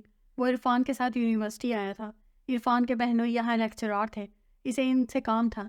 تیمور کے ساتھ یہاں سے گزرتے ہوئے عرفان کو اپنا کام یاد آیا تو اسے لیے سیدھا ادھر آ گیا۔ عرفان تو اپنے بہنوئی کے ساتھ مصروف تھا۔ وہ اسے چھوڑ کر باہر گراؤنڈ میں آ گیا جہاں بے فکرے اسٹوڈنٹ دھوپ کا لطف اٹھا رہے تھے۔ تبھی ایک گوشے میں بیٹھی پروا پہ اس کی نظر پڑی تو دل اور نگاہ اپنے اختیار میں ہی نہ رہے۔ مصطفیٰ کے گھر ملنے والی اس حسینہ نے دل کا سکون ہی لوٹ لیا تھا۔ حوریہ والی ٹریجڈی ہونے سے پہلے اسے بڑی شدت سے اس کا انتظار تھا کیونکہ مصطفیٰ کے گھر سے مہندی لاتے وقت اس نے بھی آنا ہی تھا۔ آخر گزارا کی بیسٹ فرینڈ تھی۔ مصطفیٰ کے اس اقدام کی وجہ سے اس کا دل افسردہ تھا، سو پروا کے بارے میں کوئی سوچ ذہن میں آئی ہی نہیں۔ ہاں، اب جب حوریہ اپنے گھر کی ہو چکی تو وہ پرسکون تھا۔ رات کی تنہائی میں وہ اکثر پروا کے بارے میں سوچتا تھا۔ ہیلو، کیسی ہیں آپ؟ اپنائیت بھرے انداز میں اس نے اس کی خیریت پوچھی۔ پروا اسے پہچان گئی تھی، ساتھ یہ بھی یاد آ گیا کہ وہ حوریہ کا بھائی ہے، زارا کی نہ ہونے والی بھابھی کا بھائی۔ اس حوالے سے اسے تجسس تھا کہ اس بدقسمت لڑکی پر کیا گزری ہوگی۔ زارا نے کبھی اس موضوع پر بات ہی نہیں کی۔ قسمت سے آج حوریہ کا بھائی سامنے آ گیا تھا۔ آج زارا بھی نہیں آئی تھی اور ویسے بھی اکیلی بور ہو رہی تھی۔ آپ کیسے ہیں؟ میں ٹھیک ہوں، وہ رسمی انداز میں بولی۔ پھر تیمور نے بہت جلد تکلف کی تمام دیواریں گرا دیں۔ اپنے دلچسپ اور حسود انداز کی وجہ سے اس کا دوسرا تاثر پہلے کے مقابلے میں اچھا تھا۔ پروا نے خاص طور پر اسے اس کی بہن کے بارے میں پوچھا۔ اس کی شادی ہو گئی ہے، بہت اچھے شخص کے ساتھ۔ میرے بہنوئی آرمی میں ہیں، بہت نائس اور نفیس شخصیت کے مالک ہیں۔ حوریہ کی طرف سے اب ہمیں کوئی پریشانی نہیں ہے۔ جس ہمدردی کے ساتھ آپ نے میری بہن کے بارے میں پوچھا، اسے آپ کی اچھی فطرت کا اندازہ ہو رہا ہے، ورنہ مصطفیٰ بھائی کی فیملی میں سے تو آج تک کسی نے پلٹ کر نہیں پوچھا۔ ویسے بھی جو بھی ہوا اچھا ہی ہوا، میری بہن کو قدردان لوگ ملے ہیں، وہ اگر کہیں آپ سے ملی تو بہت خوش ہوگی۔ میں آپ کے بارے میں سے ضرور بتاؤں گا، کبھی ملواؤں گا بھی۔ آپ ملیں گی نا حوریہ سے؟ ہاں کیوں نہیں، وہ بے سوچے سمجھے بولی تو تیمور نے حال ہو گیا۔ وہ 15-20 منٹ میں اس سے بہت کچھ پوچھ چکا تھا۔ اس کے ماں باپ کے بارے میں پوچھے گئے سوال پر جب اچانک پروا کی آنکھ میں نمی تیرنے لگی تو تیمور بے چین ہو گیا۔ سوری، میں نے آپ کو دکھی کر دیا ہے، لیکن میرا وعدہ ہے کہ اب آپ کا یہ دوست آپ کو رونے نہیں دے گا، ساری زندگی ہنساتا رہے گا۔ اس دوست کی دوستی آپ کو قبول ہے؟ اگر جواب ہاں میں ہے تو اپنا سیل نمبر مجھے دے دیں۔ مخلص سے تیمور کے لہجے میں سچائی تھی۔ جب وہ وہاں سے اٹھا تو تیمور سے اس کا نمبر اور گھر کا ایڈریس معلوم کر چکا تھا۔ وہ اسے اپنے گھر آنے اور حوریہ سے ملنے کا وعدہ بھی لے چکا تھا۔ آج وہ بہت مسرور تھا۔ پروا نے اسے اپنے نمبر اور گھر کے ایڈریس کے بارے میں بتا دیا تھا۔ اس کا مطلب تھا کہ اس کے سچے جذبوں نے اپنا آپ منوا لیا ہے۔ اگر ایسا نہ ہوتا تو دوسری ہی ملاقات میں وہ اس پر ہرگز اعتبار نہ کرتی۔ سیٹی کی دھن پر شوق سا نغمہ گنگناتے ہوئے اس کی خوشی کو عرفان نے بھی محسوس کر لیا تھا۔ یونیورسٹی میں آ کے تمہاری طبیعت کافی بہل گئی ہے، ورنہ صبح جب میں نے تمہیں فون کیا تھا کہ ایک ضروری کام سے جانا ہے تو تم نے بہانہ کیا کہ میری طبیعت ٹھیک نہیں ہے۔ اگر مجھے پتا ہوتا کہ یہاں آ کے تمہاری طبیعت بہل جائے گی تو میں پہلے ہی ادھر لے آتا۔ عرفان اس پر طنز کر رہا تھا۔ اچھا یار، ایسے ہی صحیح، اتنے خوبصورت چہرے تھے، طبیعت ٹھیک کیسے نہ ہوتی؟ وہ ڈھٹائی سے بولا۔ میرا خیال ہے کہ چند دن پہلے کی ہی بات ہے جب آپ رات دن پروا نامی حسینہ کے لیے آہیں بھر رہے تھے۔ اب یہ تبدیلی کیا معنی رکھتی ہے؟ عرفان نے اسے لتاڑا تو وہ ہنسنے لگا۔ یار وہی تو آج یونیورسٹی میں ملی ہے، بن مانگی دعا کی طرح۔ وہ اسے ملاقات کی تفصیل بتانے لگا۔ سلیمان ہاسپٹل میں تھا۔ یہ 2 دن پہلے کی بات تھی۔ وہ معمول کے مطابق اپنے آفس گیا۔ ڈی آئی جی نے ہنگامی میٹنگ بلوائی تو دوسرے افسران کے ساتھ سلیمان ان کے آفس چلا گیا۔ میٹنگ کے خاتمے پر سب سے آخر میں اٹھنے والا وہی تھا۔ وہ گاڑی کا لاک کھول رہا تھا جب اسے اپنے دائیں پہلو میں انگارہ سا اترتا محسوس ہوا۔ ایک کے بعد دیگرے 2 اور انگارے اس کے بازو میں اترے۔ دروازہ اس کے ہاتھ سے چھوٹ گیا اور وہ سڑک پر منہ کے بل گر گیا۔ حملہ آور اپنا کام کر کے بجلی کسی تیزی سے فرار ہو گئے تھے۔ فائر کی آواز سن کر جو لوگ وہاں جمع ہو گئے تھے انہوں نے سلیمان کو ہاسپٹل پہنچایا۔ گھر اطلاع پہنچی تو غم و صدمے سے سمینہ بیگم کی حالت گہر ہو گئی تھی۔ ان کا جوان خوبرو بیٹا بے بس و لاچار ہاسپٹل میں پڑا تھا۔ جانے کون شکی القلب تھا جس نے ان کے گھر کا چراغ بجانے میں کوئی کسر نہ چھوڑی تھی۔ پروا دل ہی دل میں اس کی سلامتی کے لیے دعا گو تھی۔ سب گھر والے ہاسپٹل میں تھے۔ سمینہ بیگم نے اسے گھر پہ رہنے کی ہدایت کی تھی، حالانکہ اس کا دل چاہ رہا تھا کہ وہ بھی سلیمان کو دیکھے۔ اس حادثے پر جب سمینہ بیگم کے ساتھ اس کے بھی بے اختیار آنسو بہہ نکلے تو سمینہ بیگم دل ہی دل میں کچھ سوچنے پر مجبور ہو گئی۔ بھلا اسے سلیمان سے کیا لگاؤ ہے جو اس کے لیے یوں رو رہی ہے؟ وہ یہ بات ماننے کے لیے تیار ہی نہیں تھی کہ انسانیت کے رشتے سے بھی پروا سلیمان کے لیے رو سکتی ہے، دعا کر سکتی ہے۔ خولا اپنے دونوں بچوں کو اس کے پاس چھوڑ کر بھائی کے پاس پہنچ گئی۔ ڈاکٹرز نے آپریشن کر کے گولیاں نکال دی تھی۔ اب وہ خطرے سے باہر تھا۔ رات کو سمینہ بیگم ضد کر کے بیٹے کے پاس رکی، حالانکہ سلیمان سمیت سب نے ہی سمجھایا تھا مگر وہ نہ مانی۔ تینوں وقت ناشتہ کھانا گھر سے تیار ہو کر جاتا۔ پروا پہ ذمہ داری بڑھ گئی تھی۔ یونیورسٹی کے ساتھ ساتھ خولا آپی کے 2 بچوں کی دیکھ بھال، مہمانوں کو کمپنی دینے کی اضافی ذمہ داری بھی انہی دنوں اسی کے سر پر آ گئی تھی۔ گھر میں ملازم تھے مگر انہیں بھی ایک ایک کام بتانا پڑتا۔ نائلہ لاڈلی تھی، پھر طاہرہ سے کسی کام کو ہاتھ لگانے بھی نہ دیتی تھی۔ ہاں، پروا چونکہ بے گھر بے سہارا لڑکی کے روپ میں سامنے آئی تھی، اس لیے اکثر و بیشتر وہ اسے کسی نہ کسی کام کا کہتی رہتی تھی۔ طاہرہ اور نائلہ آج گھر پر تھیں۔ زارا اور ثنا دونوں نے سلیمان کی عیادت کا پروگرام بنایا تھا۔ طاہرہ بیگم نے عین وقت پر پروا کو روک دیا۔ تم جا کر کیا کرو گی؟ گھر میں بھی تو کسی کا موجود ہونا ضروری ہے۔ اپنی طرف سے انہوں نے مضبوط دلیل دی تھی۔ ویسے بھی سلیمان کے ساتھ تمہارا رشتہ ہی کیا ہے؟ لوگ باتیں بنائیں گے جو میں نہیں چاہتی، کیونکہ تمہیں بھی پتا ہے کہ میں ثنا کو ہی بہو بناؤں گی۔ تم جوان ہو، خوبصورت ہو، کسی کو بھی غلط فہمی ہو سکتی ہے۔ پھر میرے سلیمان کا تو عہدہ، شخصیت، خاندان کچھ بھی تو نظر انداز کرنے کے قابل نہیں ہے۔ میں کسی اسکینڈل کے متحمل نہیں ہو سکتی۔ خاندانی لوگ ہیں ہم، بہت ساری باتوں کو سوچنا پڑتا ہے۔ انہوں نے در پردہ اسے بہت کچھ کہہ دیا تھا۔ لاکھ ضبط کی کوشش کے باوجود پروا کو رونا آ گیا، حالانکہ وہ عہد کر چکی تھی کہ ان سمیت کسی کی بھی بات کو دل پر نہیں لے گی، مگر طاہرہ بیگم کو جانے کیوں اس سے خدا واسطے کا بیر ہو چلا تھا۔ پروا چپ چپ سی تھی۔ زارا کافی دیر سے اس کی خاموشی نوٹ کر رہی تھی، پھر تنگ آ کر بول ہی پڑی، کیا بات ہے؟ شکر مبارک پہ 12 کیوں بجے ہوئے ہیں؟ بس ایسے ہی، میں نوٹ کر رہی ہوں کچھ دنوں سے بہت پریشان ہو۔ میں نے کل طاہرہ آنٹی کا رویہ تمہارے ساتھ دیکھا ہے۔ سچ بتاؤ پروا، مجھے ان کی باتیں اچھی نہیں لگی ہیں۔ تم امیر ہو، صاحب جائیداد ہو، تمہارے بابا سائیں کتنے بڑے بزنس مین تھے، پھر بھی وہ تمہارے ساتھ اتنا روڈلی بات کر رہی تھی۔ اچھا وہ تمہارا گھر I-8 والا، اس کا کیا ہوا؟ کرائے پر دے دیا ہے یا بند پڑا ہے؟ زارا نے ایک ہی سانس میں ڈھیروں سوال کر ڈالے۔ پروا نے اس کے لبوں پر ہاتھ رکھ دیا۔ آئندہ کسی اور کے سامنے یہ مت کہنا، کیونکہ سلیمان نے مجھے منع کر دیا تھا اور گھر بند پڑا ہے۔ زارا کے ذہن میں اس کا جملہ اٹک گیا۔ تمہارا گھر اتنا خوبصورت اور ویل ڈیکوریٹڈ ہے، وہاں چلی جاؤ نا، وہاں سے ہی تو آئی تھی۔ وہ دل گرفتگی سے بولے، کس کے ساتھ رہوں وہاں؟ مجھے اب تنہائیوں سے ڈر لگنے لگا ہے۔ اچھا چھوڑو یہ بات، مصطفیٰ بھائی کا کیا بنا؟ پروا نے موضوع ہی تبدیل کر دیا۔ بننا کیا ہے، ان کے لیے لڑکی ڈھونڈ رہے ہیں، وہ تلخی سے بولے۔ ویسے مائنڈ نہ کرنا، بوریا بہت اچھی لگی تھی مجھے۔ ارے یاد آیا، اس کا بھائی تیمور مجھے ملا تھا یہیں پہ۔ ہائے، کب کی بات ہے؟ زارا کی آنکھیں پھیل سی گئی۔ پروا اسے تفصیل بتانے لگی۔ کل سے اس کا فون بھی آ رہا ہے، رات کو بات کی تھی میں نے۔ ویسے اچھا لڑکا ہے تیمور، زندہ دل اور حسوڑ، میری مانو تو شادی کر ڈالو۔ لگے ہاتھوں زارا نے مشورہ دیا تو پروا کو غصہ آ گیا۔ سوچ سمجھ کر بولا کرو یار، میرا وہ مطلب نہیں ہے جو تم سمجھ رہی ہو۔ کہنے کا مطلب ہے کہ کوئی اچھا سا بندہ ملے تو شادی کر لو اور اپنے گھر میں رہو مالکوں کی طرح۔ مجھے تو کل سے سوچ سوچ کر دکھ سا ہو رہا ہے طاہرہ آنٹی کی سوچ پہ۔ حوریہ بھابھی کی ساری فیملی ہی اچھی ہے، سنا ہے کہ ان کی شادی ہو گئی ہے۔ زارا ابھی تک اسے سابقہ تعلق کے حوالے سے مخاطب کر رہی تھی۔ ہاں، تیمور بتا رہا تھا کہ اس کی شادی کسی آرمی آفیسر سے ہو گئی ہے اور وہ اپنے گھر میں خوش ہے۔ چلو خوش ہی رہیں وہ بھی۔ ہم نے بھی ایک لڑکی دیکھی ہے، نیلم نام ہے اس کا، بہت ماڈرن اور اسمارٹ ہے، ہمیں تو پسند آئی ہے۔ مصطفیٰ بھائی کو دکھانے کا مرحلہ رہتا ہے۔ ہما کہہ رہی تھی بھائی اوکے کریں تو ثنا آپی کی شادی بھی ان کے ساتھ ہی کر دیں۔ منگنی بھی بھائی والے معاملے کی وجہ سے ٹل گئی تھی۔ پروا کے دل کو دھکا سا لگا۔ وہ دونوں باتیں کر رہی تھی کہ پروا کا سیل فون بجنا شروع ہو گیا۔ تیمور کی کال تھی۔ میرے ساتھ آج کھانا کھانے کے بارے میں کیا خیال ہے؟ اس نے چھوٹتے ہی پوچھا۔ خیال تو نیک ہے، پر افسوس اس پر عمل درآمد فی الحال ناممکن ہے، وہ شوخی سے بولے۔ کیوں جناب؟ اس لیے کہ میں بیزی ہوں، میری برتھ ڈے آ رہی ہے، اسی خوشی میں کھانا کھلا دوں گی۔ ریئلی؟ ہاں بالکل سچ۔ تم کتنی سخی ہو مائی سویٹ فرینڈ۔ بس مکھن نہ لگاؤ، مجھے پتا ہے میں کتنی سویٹ ہوں تیمور کے بچے۔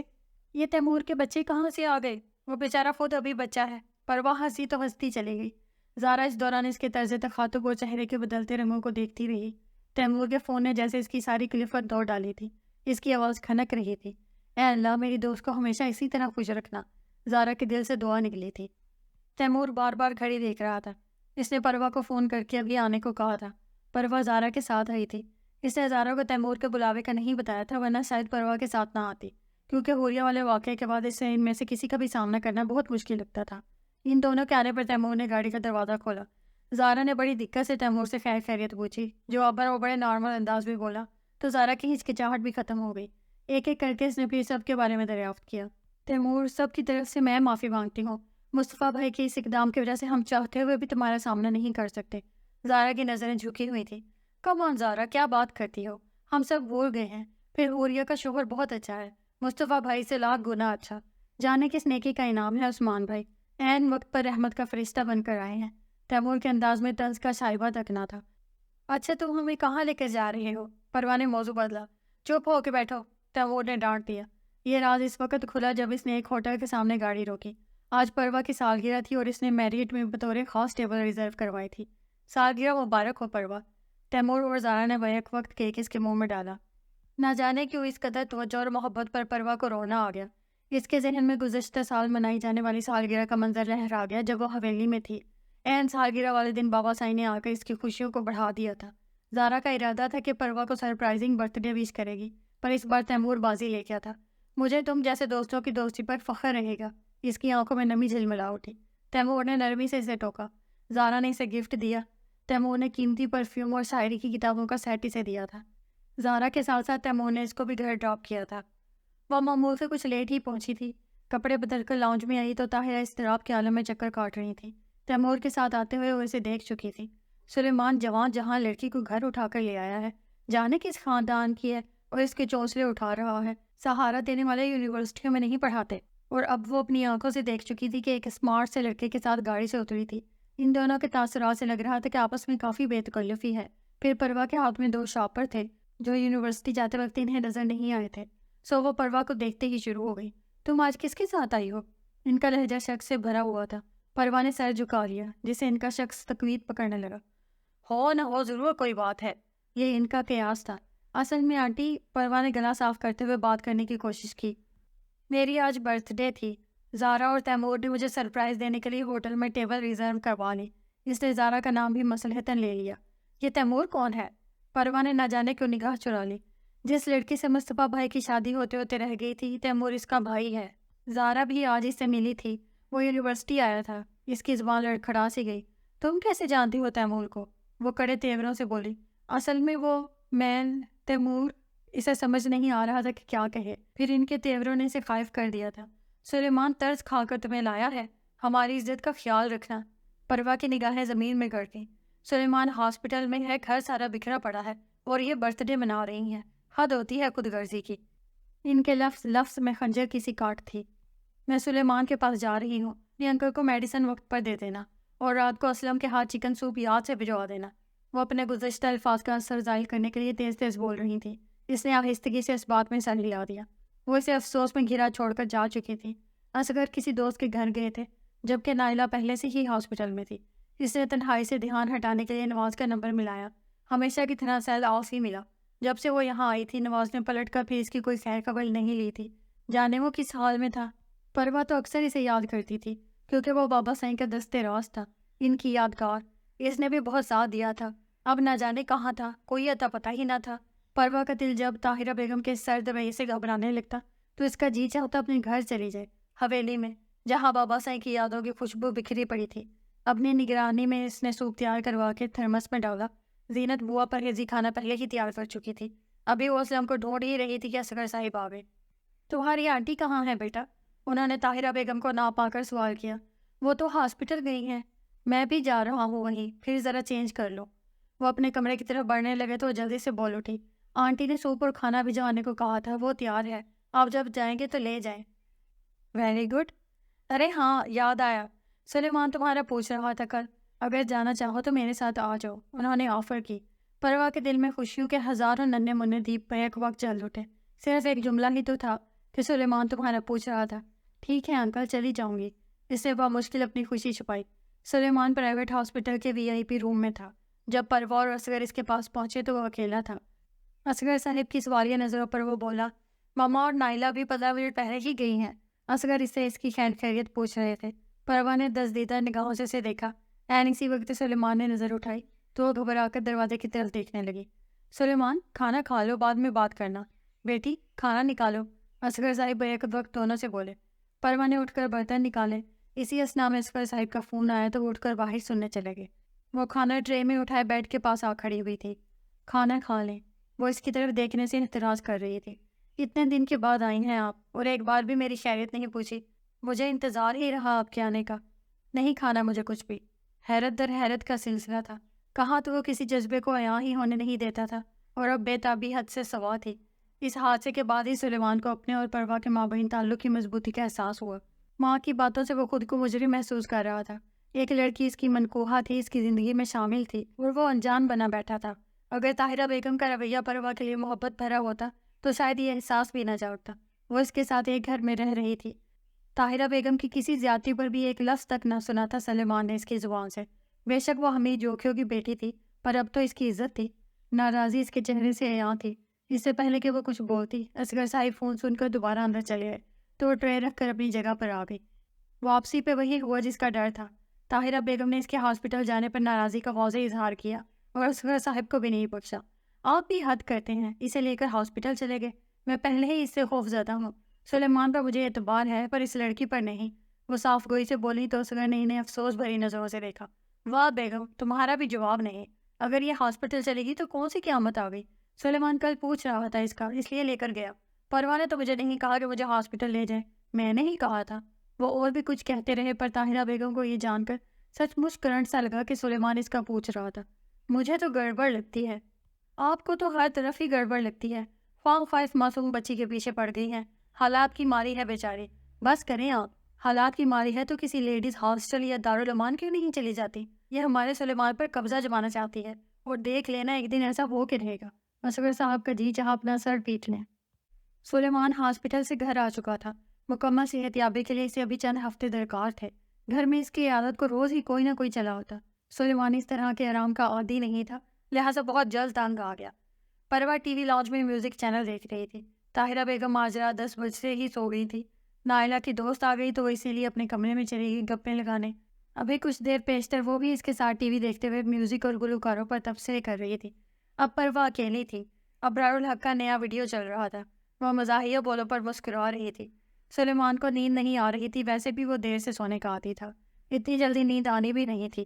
نیچے آ کر اس نے ادھر ادھر دیکھا. طاہرہ بیگم اور نائلہ کے بیڈ روم کا دروازہ بند تھا. ٹی وی لاؤنج سے آواز آ رہی تھی. دھیرے دھیرے قدم اٹھاتا وہ پروا کے پاس رکا تو اسے تب خبر ہوئی. آپ جاگ رہی ہیں؟ اس نے بات کا آغاز کیا. جی ہاں، نیند نہیں آ رہی تھی. مجھے بھی نہیں آ رہی. کارڈز کھیلیں گی میرے ساتھ؟ اس نے دوستانہ آفر کی. مگر مجھے تو کھیلنا نہیں آتا، وہ بے چارگی سے بولی. میں سکھا دوں گا، وہ اطمینان سے بولا. اسے تو یہ خوف بھی تھا کہ اگر طاہرہ بیگم اٹھ گئی تو کیا ہوگا. وہ پہلے ہی اس کی طرف سے بدگمان تھی. آؤ اوپر چلتے ہیں میرے بیڈ روم میں، وہیں کھیلیں گے. میں زیادہ دیر یہاں بیٹھ نہیں سکتا، درد ہونے لگتا ہے یہاں پر. اس نے پسلیوں اور سینے کی طرف اشارہ کیا. وہ اس کے کمرے میں جانا نہیں چاہتی تھی، پر اس کے لہجے کی کشش کے ذریعے سربندی چلے گئی. کھیل شروع ہونے سے پہلے ایک ایک کپ چائے پینے کے بارے میں کیا خیال ہے؟ ٹھیک ہے، میں بنا کر لاتی ہوں. وہ چائے بنانے کچن میں آ گئی. جلدی جلدی چائے بنا کر کپ میں ڈالی. اس کا تو چائے پینے کا موڈ ہی نہیں تھا، صرف ایک کپ ہی بنایا. سلیمان نے ممنون نگاہوں سے اسے دیکھا. پروا، آپ کو تم کہہ کر مخاطب کر سکتا ہوں؟ جی؟ اس نے حیران نگاہیں اوپر اٹھائیں. سلیمان کی آنکھوں میں جذبوں کا سمندر ٹھاٹے مار رہا تھا. ہاں پروا، میں بہت کچھ کہنا چاہتا ہوں. اب بھی نہ کہا تو منیر نیازی کی زبان میں دیر ہو جائے گی. میں بہت جلد اپنے نکاح کے بارے میں گھر والوں کو بتا دوں گا. پتہ نہیں کیسے ہوا یہ سب، وہ بڑبڑایا. ہاسپٹل میں مجھے یوں محسوس ہوا کہ میں اب اور اکیلا نہیں رہ سکتا. پروا نے پلکوں کی جھالر آنکھوں پر گرا لی. سلیمان کی ذات سے سارے شکوے جو اسے تھے ابھی ابھی ختم ہو گئے، مگر چند سوال باقی تھے.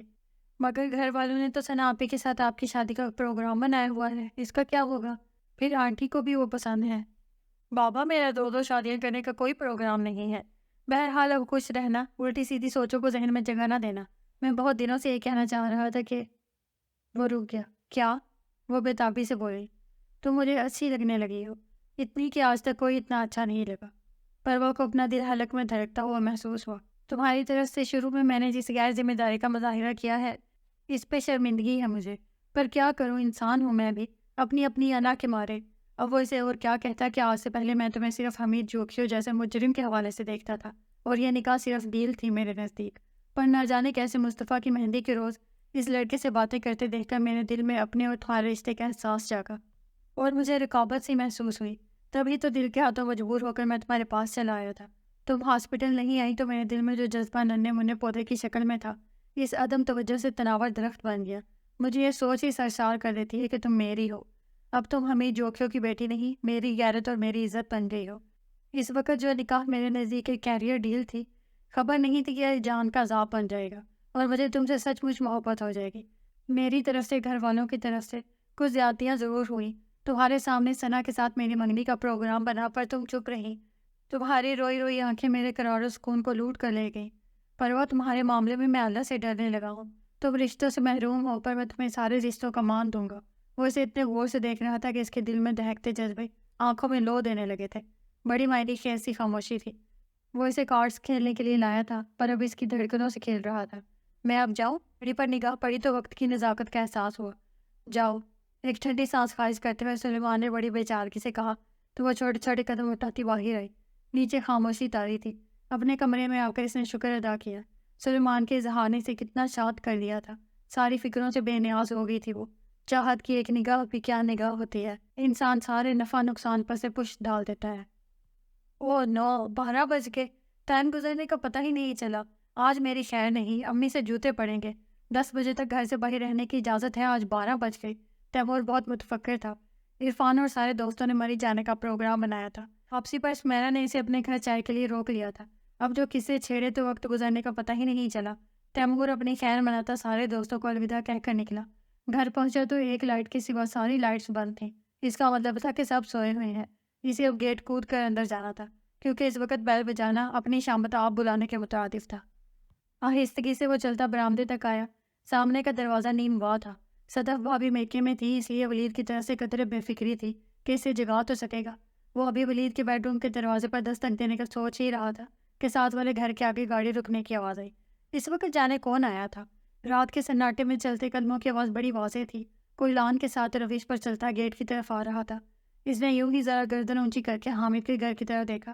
گیٹ سے ساجدہ کی ہمراہی میں اندر آتے مصطفیٰ کو اس نے ایک نظر میں پہچان لیا تھا۔ اس کا انداز چوروں والا تھا۔ ساجدہ کے چہرے پر گھبراہٹ نظر آ رہی تھی۔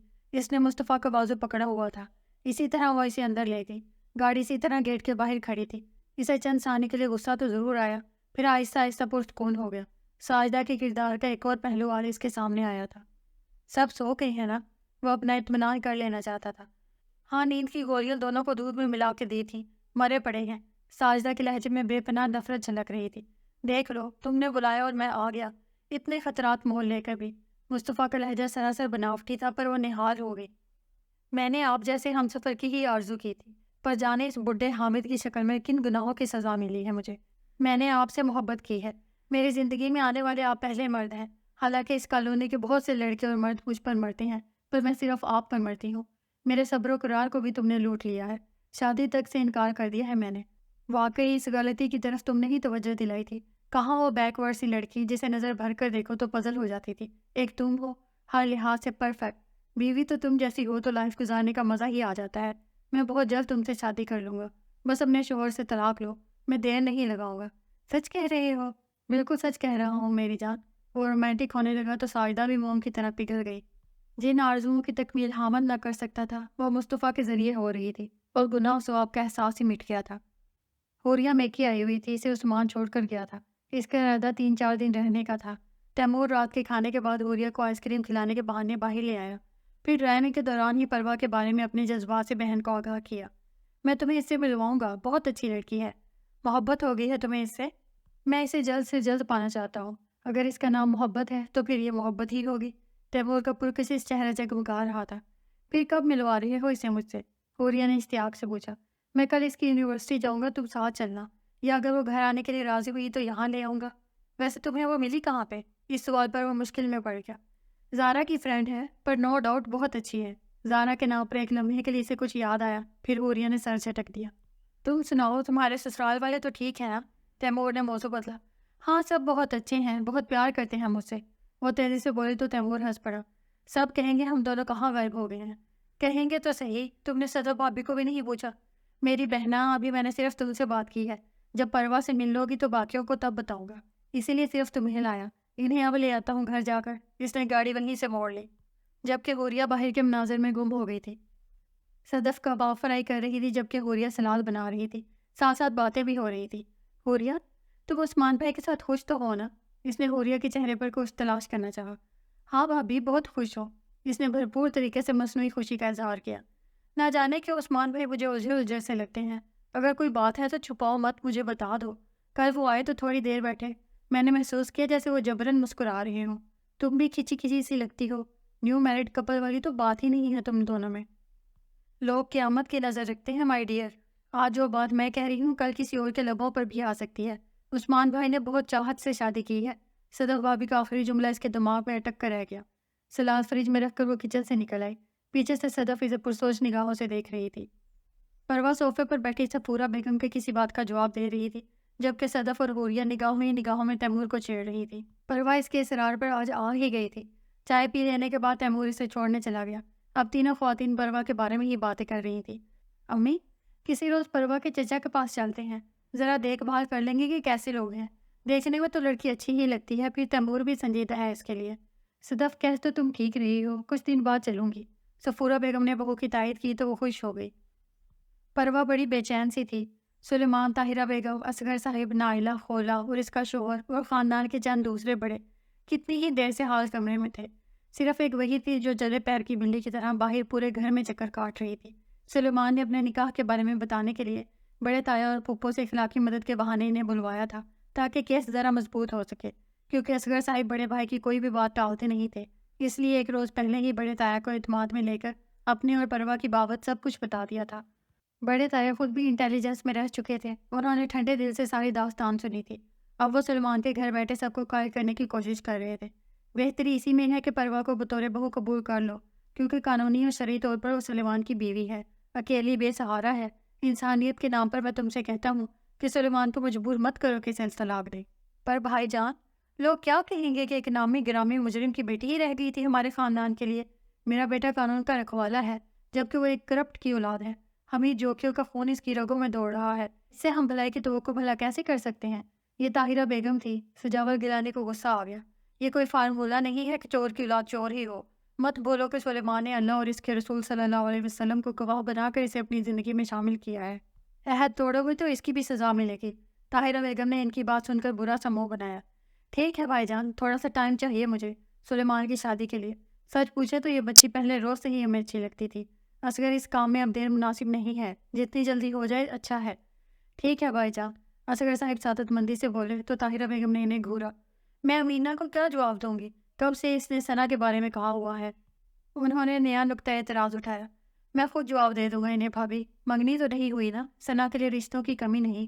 ہاں، اگر پروا کی ذات پر داغ لگ گیا تو ساری زندگی نہیں جائے گا۔ سجاول تلخ سے ہو گئے تو طاہرہ بیگم کا منہ بن گیا۔ خولا اور نائلہ دونوں بہنیں باپ اور تایا کی ہم نوا تھیں۔ پھپھو غیر جانبدار تھیں۔ سلیمان بہت خوش تھا کہ یہ مرحلہ بھی طے ہوا۔ پھر اسی وقت سلیمان کو مٹھائی لانے دوڑایا گیا۔ سجاول صاحب نے پروا کو وہیں بلوا لیا۔ آج سے تم ہماری بیٹی ہو۔ انہوں نے اپنا بھاری ہاتھ اس کے سر پر رکھا تو جانے کیوں اسے رونا آنے لگا۔ اسے بابا سائیں یاد آ گئے تھے۔ سلیمان مٹھائی لے کر آیا تو ماحول خوشگوار ہو چکا تھا۔ طاہرہ بیگم نے بھی بادل نخواستہ گلاب جامن کا آدھا ٹکڑا منہ میں ڈالا۔ نائلہ اور خولا نے بیک وقت بھائی کے منہ میں لڈو ٹھوسے تھے۔ پروا بیٹا، تم اپنا ضروری سامان کل رکھ لینا، میں آ کر لے جاؤں گا تمہیں۔ پھر سجاول صاحب اصغر صاحب کی طرف متوجہ ہوئے۔ یہ میرے گھر سے رخصت ہو کر آئے گی۔ پروا چپ چاپ کمرے سے نکل گئی۔ آج تو ناممکن ممکن ہو گیا تھا۔ کتنا اچانک ہوا تھا سب کہ وہ حیرت زدہ رہ گئی تھی۔ بہرحال وعدے کے مطابق سجاول طاہرہ سے لینے آ گئے۔ 1 ماہ کا وقت دیا تھا انہوں نے اصغر صاحب اور طاہرہ بیگم کو۔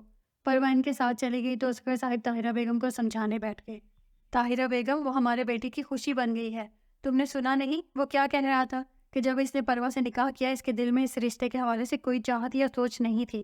اس نے صرف ایز اے ڈیل اس سے نکاح کیا تھا۔ بعد میں آہستہ آہستہ اس رشتے کی برکت کی بدولت اس کے دل میں محبت پیدا ہوئی ہے۔ تم نے سنا تو ہوگا کہ نکاح 2 اجنبیوں کو بھی قرب کی زنجیر میں پرو دیتا ہے۔ اب ہمارا بیٹا بھی اس راہ کا مسافر بن گیا ہے۔ تم نے اس کی آنکھوں میں جوت نہیں دیکھی؟ کل کتنا خوش تھا وہ۔ اگر تم ایسا کرو گے تو وہ خوش نہیں رہے گا۔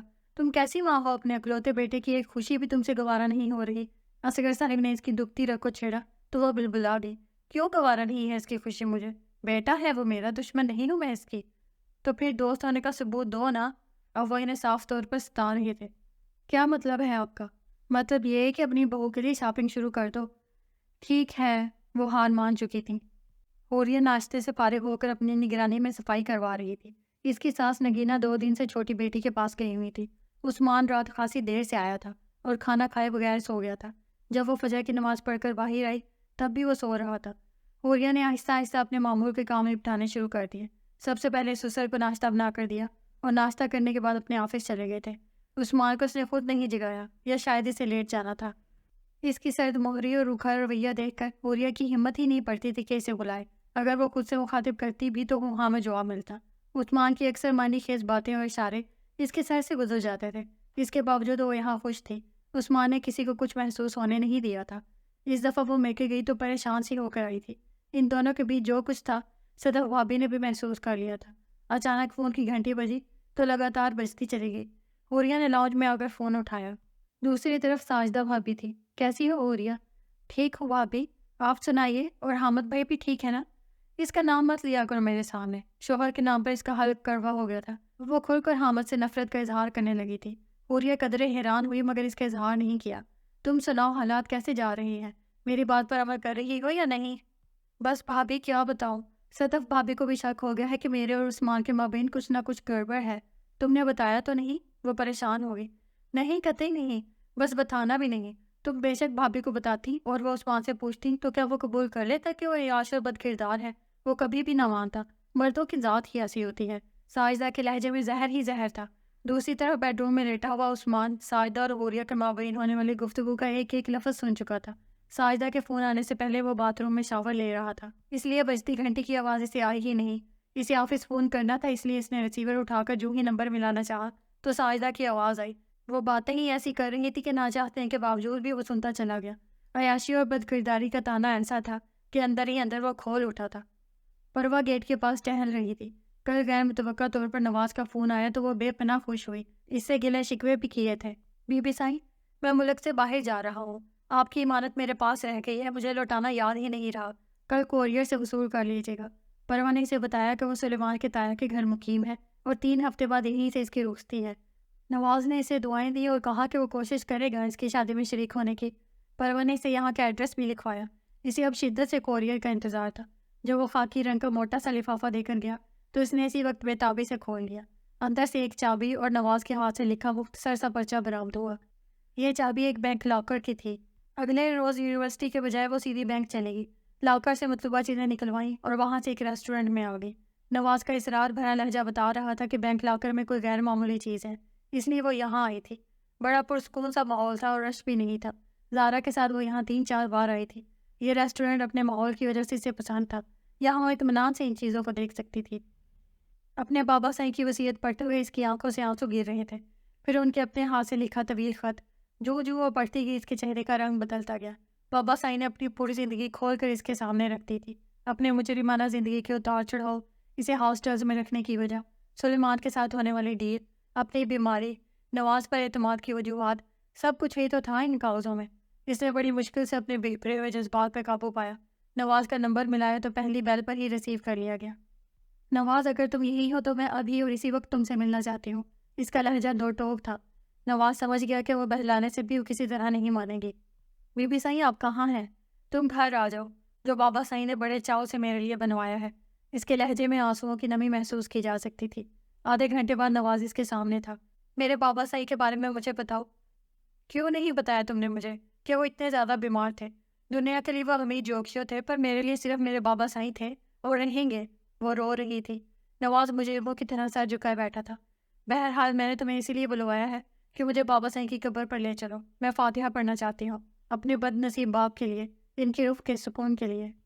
बीबी साईं, मैं ये नहीं कर सकता। वहाँ आपके दुश्मनों का पहरा है। मैं अपनी जान तो दे सकता हूँ, आप पे कोई आँच आई है मुझे मंजूर नहीं। नवाज, मुझे इस जिंदगी की कोई ज़रूरत नहीं है। ज़माना मुझे हमीद जोखियों की बेटी के हवाले से देखता है। मुझे पता ही नहीं था कि मैं एक मुजरिम की बेटी हूँ। वो बहुत दिल गिरफ्तार लग रही थी। कुछ भी हो जाए, मैं आपको वहाँ नहीं लेके जा सकता। नवाज, तुम मुझे वहाँ पर लेकर जाओगे? अगर नहीं तो मुझे जगह बता दो, मैं खुद चले जाऊँगी। बीबी साईं, मैं आपको मौत के गार में नहीं लेके जा सकता, क्योंकि मेरे काबिल एतमाद बंदे ने बताया है कि बशीर चीमा का पूरा गिरोह वहाँ मौजूद है। साईं ने 6 माह पहले जो बैंक डकैती की वारदात की थी, वो बशीर चीमा के साथ मिलकर की थी। कामयाब वारदात के बाद उन्होंने एक पुराने तनाज़े की वजह से वादे के मुताबिक आधा हिस्सा इसे नहीं दिया, तो वो दोनों में फूट पड़ गई थी। क्योंकि इस डकैती में बहुत कीमती और बेशकीमत हीरे भी साईं के हाथ लगे थे, जिनकी कीमत इस वक्त करोड़ों में है। इनके हसूल के लिए बशीर चीमा पागल हो रहा है। इसने साईं के आबाई गांव में डेरा डाल लिया है, इस उम्मीद पर कि शायद हीरे का कोई सुराग मिल जाए। खुद बशीर साईं के गांव का रहने वाला है। इन हालात में आपका वहां जाना और कब्र पर जाना आपके लिए जान से जाने का बहाना भी बन सकता है। इस वक्त आपकी जज्बाती हालत किसी को भी शक में डाल सकती है। फिर वो बशीर चीमा है जिसे इंसान की नफ्सियात पढ़ने का हुनर आता है। गांव में कोई अजनबी बंदा आ जाए और किसी को पता न चले, ये हो ही नहीं सकता, क्योंकि वो छोटा सा गांव है, शहर नहीं है। नवाज अपनी तरफ से पूरी कोशिश कर रहा था कि किसी तरह परवा को इसके इरादे से बात रखे। आप मुझे गोली मार दे बेशक, मैं आपका ये हुक्म नहीं मान सकता। नवाज ने अपना पिस्तौल निकाल कर सामने टेबल पर रख दिया। वो बेबस सी नजर आने लगी। अच्छा, मुझे इस गाँव का नाम तो बता दो। मैं नहीं जाऊंगी, कभी हालात मेरे हक में हुए तो जाऊंगी। बीबी साईं, आप औरत ज़ात हैं, डाकुओं से कभी आपका वास्ता नहीं पड़ा, इसलिए ऐसा कह रही हैं कि कभी जाऊंगी। आप ये ख्याल ही जहन से निकाल दें। नहीं नवाज, तुम्हें बताना पड़ेगा ये सब। अगर नहीं बताओगे तो मैं अपनी कनपटी पे ये पिस्तौल रखकर अपनी ज़िंदगी का खात्मा कर दूंगी। इसने एकदम पिस्तौल उठा लिया था। नवाज ने थक हार कर गाँव का नाम बता दिया, जहाँ हमीद जोखियों की कब्र थी। परवा को घर से गायब हुए दूसरा रोज़ था। इसे तलाश करने की तमाम कोशिशें नाकाम हो गई थी। कुछ बताए बगैर जाने वो कहाँ चली गई थी। सजावा साहिब समेत सलमान भी इसे ढूंढने के लिए हर मुमकिन ज़राए इस्तेमाल कर रहा था, मगर इसका कुछ पता नहीं चल रहा था। उस्मान ने अब तक होने वाले वाक़यात, साजिदा की आने वाली टेलीफोन कॉल समेत सदफ को सब कुछ बता दिया था। اسے پورا یقین تھا کہ صدف کو گھر کی بہو ہونے کے ناطے کچھ نہ کچھ پتہ ہی ہوگا۔ تمام زندگی صاف ستھرے طریقے سے گزاری تھی، اب اس کی ذات پر اتنے رقیق الزامات، اوپر سے شادی کے پہلے روز حوریہ کا رونا، کترایا انداز اسے جھنجھلاہٹ میں مبتلا کرنے کے لیے کافی تھا۔ صدف ساجدہ کی نفسیات تک پہنچ گئی تھی۔ بدقسمتی سے اس کی شادی ایک بوڑھے سے ہو گئی تھی، پھر اسے اپنی خوبصورتی اور جوانی کا احساس بھی تھا۔ اس احساس کو بڑھانے میں کالونی کے منچلے لڑکوں نے بھی نمایاں کردار ادا کیا تھا، جنہیں ساجدہ آتے جاتے مسکراہٹ سے نوازتی رہتی تھی۔ اس کی یہی سوچ تھی کہ اگر وہ خوش نہیں تو کوئی اور خوش کیوں رہے۔ یہ سوچ نے اس کے حسد کو انتہا تک پہنچا دیا تھا۔ حوریہ اتنی ہوشیار نہیں تھی، سو بڑے آرام سے اس کے جال میں آ گئی۔ حوریہ کا مصطفیٰ سے رشتہ ٹوٹنے میں بھی ساجدہ کا ہی ہاتھ تھا۔ ولید پہ اس کی نگاہوں کا تیر چل نہیں پایا۔ ایک دو بار اس نے صدف کو گمراہ کرنے کی کوشش کی، پر وہ سمجھدار تھی۔ ولید سے بات کر کے معاملے کو صاف کر لیا۔ باتوں باتوں میں تیمور نے بتایا کہ اس نے رات کو مصطفیٰ کو ساجدہ کے گھر جاتے دیکھا ہے۔ یہ بات نظر انداز کرنے والی نہیں تھی۔ صدف نے حوریہ سے پوچھا تو وہ مکر گئی، مگر اب عثمان نے بتایا تو ایک ایک کر کے سارے پردے اٹھتے چلے گئے۔ اب صرف حوریہ سے تصدیق باقی تھی۔ رات 2-2:30 بجے کا ٹائم تھا جب حامد کا گھر چیخوں سے گونج اٹھا۔ چیخیں اتنی لرزیدہ خیز تھی کہ آس پاس کے گھروں کے سوئے اکثر مکین جاگ گئے۔ صفورہ بیگم کی آنکھ کھل گئی۔ ولید اور تیمور ان سے پہلے جاگ چکے تھے۔ حامد کے گھر کا گیٹ کھلا ہوا تھا اور آوازیں اندر سے آ رہی تھیں۔ ولید اور تیمور دونوں ایک ساتھ اندر داخل ہوئے۔ ساجدہ دونوں ہاتھ منہ پر رکھے برابر تکلیف دہ انداز میں ذبح ہونے والے جانور کی طرح تڑپ رہی تھی۔ اس کا چہرہ بہت بھیانک لگ رہا تھا۔ آفاق عالم نے اس کے چہرے پر تیزاب پھینک دیا تھا۔ کافی عرصے سے وہ اس کے خلاف غم و غصہ دل میں لیے بیٹھا تھا۔ وہ دور دور سے رہ کر اس کو ترسا رہی تھی۔ جذبات پوری طرح بھڑکا کر اب وہ اس سے دور بھاگ رہی تھی۔ پہلے خود ہی سے لائن ماری محبت کا اظہار کیا، وعدے قسمیں کھائیں، اسے اس انتہا تک لے کہ آفاق کو اس کے بغیر جینا محال لگنے لگا۔ وہ گوڑے گوڑے اس کے عشق میں غرق تھا۔ وہ ایک ہی سانس میں پیاس بجھا لینا چاہتا تھا، جبکہ وہ قطرہ قطرہ کر کے دید کی بھیک اس کے آگے پھینک رہی تھی۔ وہ اپنے جذبات کے ہاتھوں پوری طرح بے بس ہو چکا تھا۔ ساجدہ بھری شراب کی بوتل تھی۔ وہ اس کا نشہ آفاق کے انگ انگ میں سرایت کر چکا تھا۔ آفاق نے 3-4 اور لڑکوں کو بھی اس عشق کا دعویٰ کرتے سنا تھا۔ کم و بیش وہ سب کے ساتھ ہی کھیل کھیل رہی تھی۔ البتہ مصطفیٰ کو اس نے الگ ہی حیثیت دے دی تھی، ان سب سے برتر۔ کسی طرح آفاق کو بھی بھنک مل گئی تو اس نے پوری تفتیش کی کہ وہ ساجدہ کو رنگے ہاتھوں پکڑنا چاہتا ہے۔ سوئے اتفاق اس نے بھی مصطفیٰ کی گاڑی کو ساجدہ کے گھر کے آگے کھڑے دیکھا۔ ایک بار ایک ہوٹل میں وہ اس کے ساتھ نظر آئی۔ ساجدہ کے تمام عاشقوں کو اس کا صدمہ تھا کہ اس نے انہیں دودھ سے مکھی کی طرح نکال کر پھینک دیا ہے۔ پھر آفاق کی حالت سب سے بری تھی۔ آج بھی آدھی رات کو جب آفاق نے آہستگی سے دروازہ ناک کیا تو اس نے اس گمان پر کھولا کہ شاید مصطفیٰ ہو، پر آگے آفاق کھڑا تھا۔ اس نے ساجدہ کو فرد جرم سنائی۔ اس دوران حامد بھی جاگ گیا۔ آفاق نے اسے نفرت سے ڈانٹا، تم بہت دیر سے جاگے ہو، اب تک تمہاری غیرت کہاں سوئی ہوئی تھی؟ آفاق نے اس کے ہاتھ پاؤں باندھے اور منہ میں کپڑا ٹھونس دیا۔ اب وہ اپنی بیوی کی مدد نہیں کر سکتا تھا۔ پھر آفاق نے تیزاب کی بوتل نکالی جو اسی مقصد کے لیے اس نے خریدی تھی۔ یہ خوبصورت جسم اس قابل ہی نہیں رہے گا کہ دوبارہ کسی کو بھٹکا سکے۔ تمہارا یہ چہرہ میں بگاڑ دوں گا۔ اس پر درندگی تاری تھی۔ بوتل کا ڈھکن کھول کر اس نے تیزاب ساجدہ پر انڈیلا تو وہ چیختی چلی گئی۔ پہلے اس نے بڑی منتیں کی، واسطے دیے، پرانی محبت کا حوالہ دیا، پر آفاق کی ایک ہی رٹ تھی، میں تمہاری جیسی ناگن کا سر کچل کے رہوں گا۔ تم میرے جذبات کے ساتھ کھلونے کی طرح کھیلتی رہی ہو۔ میں مرد تھا، جیتا جاگتا مرد، موم کا گڈا نہیں تھا۔ اپنے انجام کے لیے تیار ہو جاؤ۔ ساجدہ کا حسن شاداب جسم بھی کام نہ آ سکا۔ آخری وقت میں اس نے اس کی بھی رشوت پیش کی، جسے آفاق نے حقارت سے ٹھکرا دیا۔ جہاں جہاں تیزاب گرا وہاں سے گوشت پوست سے بنا شاداب وجود عجیب ہیبت ناک شکل اختیار کرتا گیا۔ تکلیف کی شدت سے وہ ہوش سے بیگانہ ہو چکی تھی۔ آفاق عالم تو اپنا کام پورا کر کے اسی وقت نکل گیا تھا۔ تیمور نے حامد کو رسیوں سے آزاد کرایا، وہ اس کے منہ سے کپڑا نکالا۔ حامد کی آنکھوں میں نمی تیر رہی تھی۔ ساجدہ اس کی محبوب بیوی اس حال میں بے ہوش پڑی تھی کہ اس کا چہرہ دیکھ کر ہی کراہیت اور متلی آ رہی تھی۔ وہ اس کے ساتھ بے وفائی کرتی رہی اور اسے پتہ ہی نہ چل سکا۔ 52 سالہ حامد کو آج احساس ہوا کہ ساجدہ کے ساتھ شادی کر کے اس نے اپنی زندگی کی سب سے بڑی غلطی کی ہے، اتنی بڑی غلطی جس نے اسے ذرہ ذرہ رلانا تھا۔ پولیس اس واقعے کی تفصیلات جاننے اور تفتیش کرنے حامد کے گھر آئی تو اس نے یہ کہا کہ 2 نقاب پوش آدمی رات ان کے گھر گھس آئے تھے۔ سیف کی چابیاں دینے سے انکار پر انہوں نے اس کی بیوی کو بری طرح زد و کوب کیا اور پھر تیزاب پھینک کر فرار ہو گئے۔ آفاق عالم کا تو نام ہی اس نے نہیں لیا تھا۔ اس بیان میں کئی جھول تھے۔ پولیس کو بھی اس بیان پر یقین نہیں آیا تھا، پر حامد سختی سے اپنی بات پر ڈٹا رہا۔ ادھر ساجدہ بے ہوشی کے عالم میں ہاسپٹل میں ایڈمٹ تھی۔ اس کا خوبصورت چہرہ بری طرح مسخ ہو چکا تھا۔ اب تقریباً ناممکن تھا جو وہ اپنی کھوئی ہوئی خوبصورتی کو پا لیتی۔ پولیس اس کے ہوش میں آنے کا انتظار کر رہی تھی۔ مصطفیٰ نے شادی کے لیے لڑکی پسند کر لی تھی۔ ساجدہ پر تیزاب پھینکے جانے کی خبر اسے اخبار سے معلوم ہوئی تھی۔ خبر پڑھنے کے بعد اس نے اخبار لاپرواہی سے ایک طرف ڈال دیا۔ ساجدہ جیسی عورتوں کا یہی حال ہوتا ہے۔ ایک طنزیہ مسکراہٹ اس کے لبوں پر آئی تھی۔ وہ ضد کر رہی تھی کہ وہ جلد از جلد اس سے شادی کر لے اور اپنے گھر والوں سے ذکر کرے تاکہ وہ حامد سے طلاق کا مطالبہ کرے۔ بھلا وہ ساجدہ جیسی گاؤں کی پروردہ معمولی تعلیم یافتہ لڑکی کو لائف پارٹنر بنا سکتا ہے؟ بے شک وہ خوبصورت تھی، پر اس عورت کی خوبصورتی کس کام کی جس کا کردار ہی مشکوک ہو؟ یہ ساجدہ ہی تھی جس کی وجہ سے وہ حوریہ جیسی بے مثال لڑکی کو ٹھکرا گیا تھا۔ اب اپنے فیصلے پر پچھتاوے کا احساس ہوتا تھا کہ اس نے ایسا کیوں کیا۔ نہ کرتا تو آج حوریہ اس کے پاس ہوتی۔ اس جیسی با کردار لڑکی تو قسمت والوں کو ہی ملتی ہے۔ اس نے خود ہی اپنے پاؤں پر کلہاڑی ماری تھی تو تکلیف تو ہونی ہی تھی۔ وہ سب افسردہ تھے۔ ساجدہ جیسی بھی تھی، ان کی پڑوسن تھی، حامد کی بیوی تھی جن کے ساتھ اچھا وقت گزرا تھا۔ ولید اور حوریہ کی شادی میں بڑھ چڑھ کر حصہ لینے کی وجہ سے اس نے تمام گھر والوں کے دل جیت لیے تھے۔ حوریہ کو بھی بہت دکھ ہوا تھا۔ خود صفورہ بیگم تعصب سے ہاتھ مل رہی تھی۔ ساجدہ ایک انسان بھی تو تھی، اسے ہونے والی تکلیف کا صرف اندازہ کیا جا سکتا تھا۔ اس بات کو بھی جاننے کا تجسس تھا کہ اس پہ تیزاب پھینکنے والا کون ہے۔ اور وہ اس کے سامنے بیٹھی رو رہی تھی۔ ابھی اس نے اپنے اور سلیمان کے نکاح کا جو انکشاف کیا تھا، اس انکشاف سے تیمور کو یوں لگا تھا جیسے اس کا وجود ریزہ ریزہ ہو کر ہزار ٹکڑوں میں بٹ گیا ہے۔ میں نفرت کرتی ہوں سلیمان سے۔ اس نے بابا صحیح سے انہیں گرفتار کرنے کے لیے نکاح کا ڈرامہ رچایا۔ میں اتنی بدقسمت ہوں جسے اپنے باپ کا مرا ہوا منہ دیکھنا بھی نصیب نہیں ہوا، نہ یہ پتا کہ بابا صحیح کہاں دفن ہے۔ تم میرے دوست ہونا، پلیز مجھے بابا صحیح کے گاؤں تک چھوڑ کر واپس آ جاؤ، پلیز مجھے وہاں تک لے جاؤ، میرے ساتھ آؤ، میں اکیلی ہوں نا۔ وہ زارو قطار رو رہی تھی۔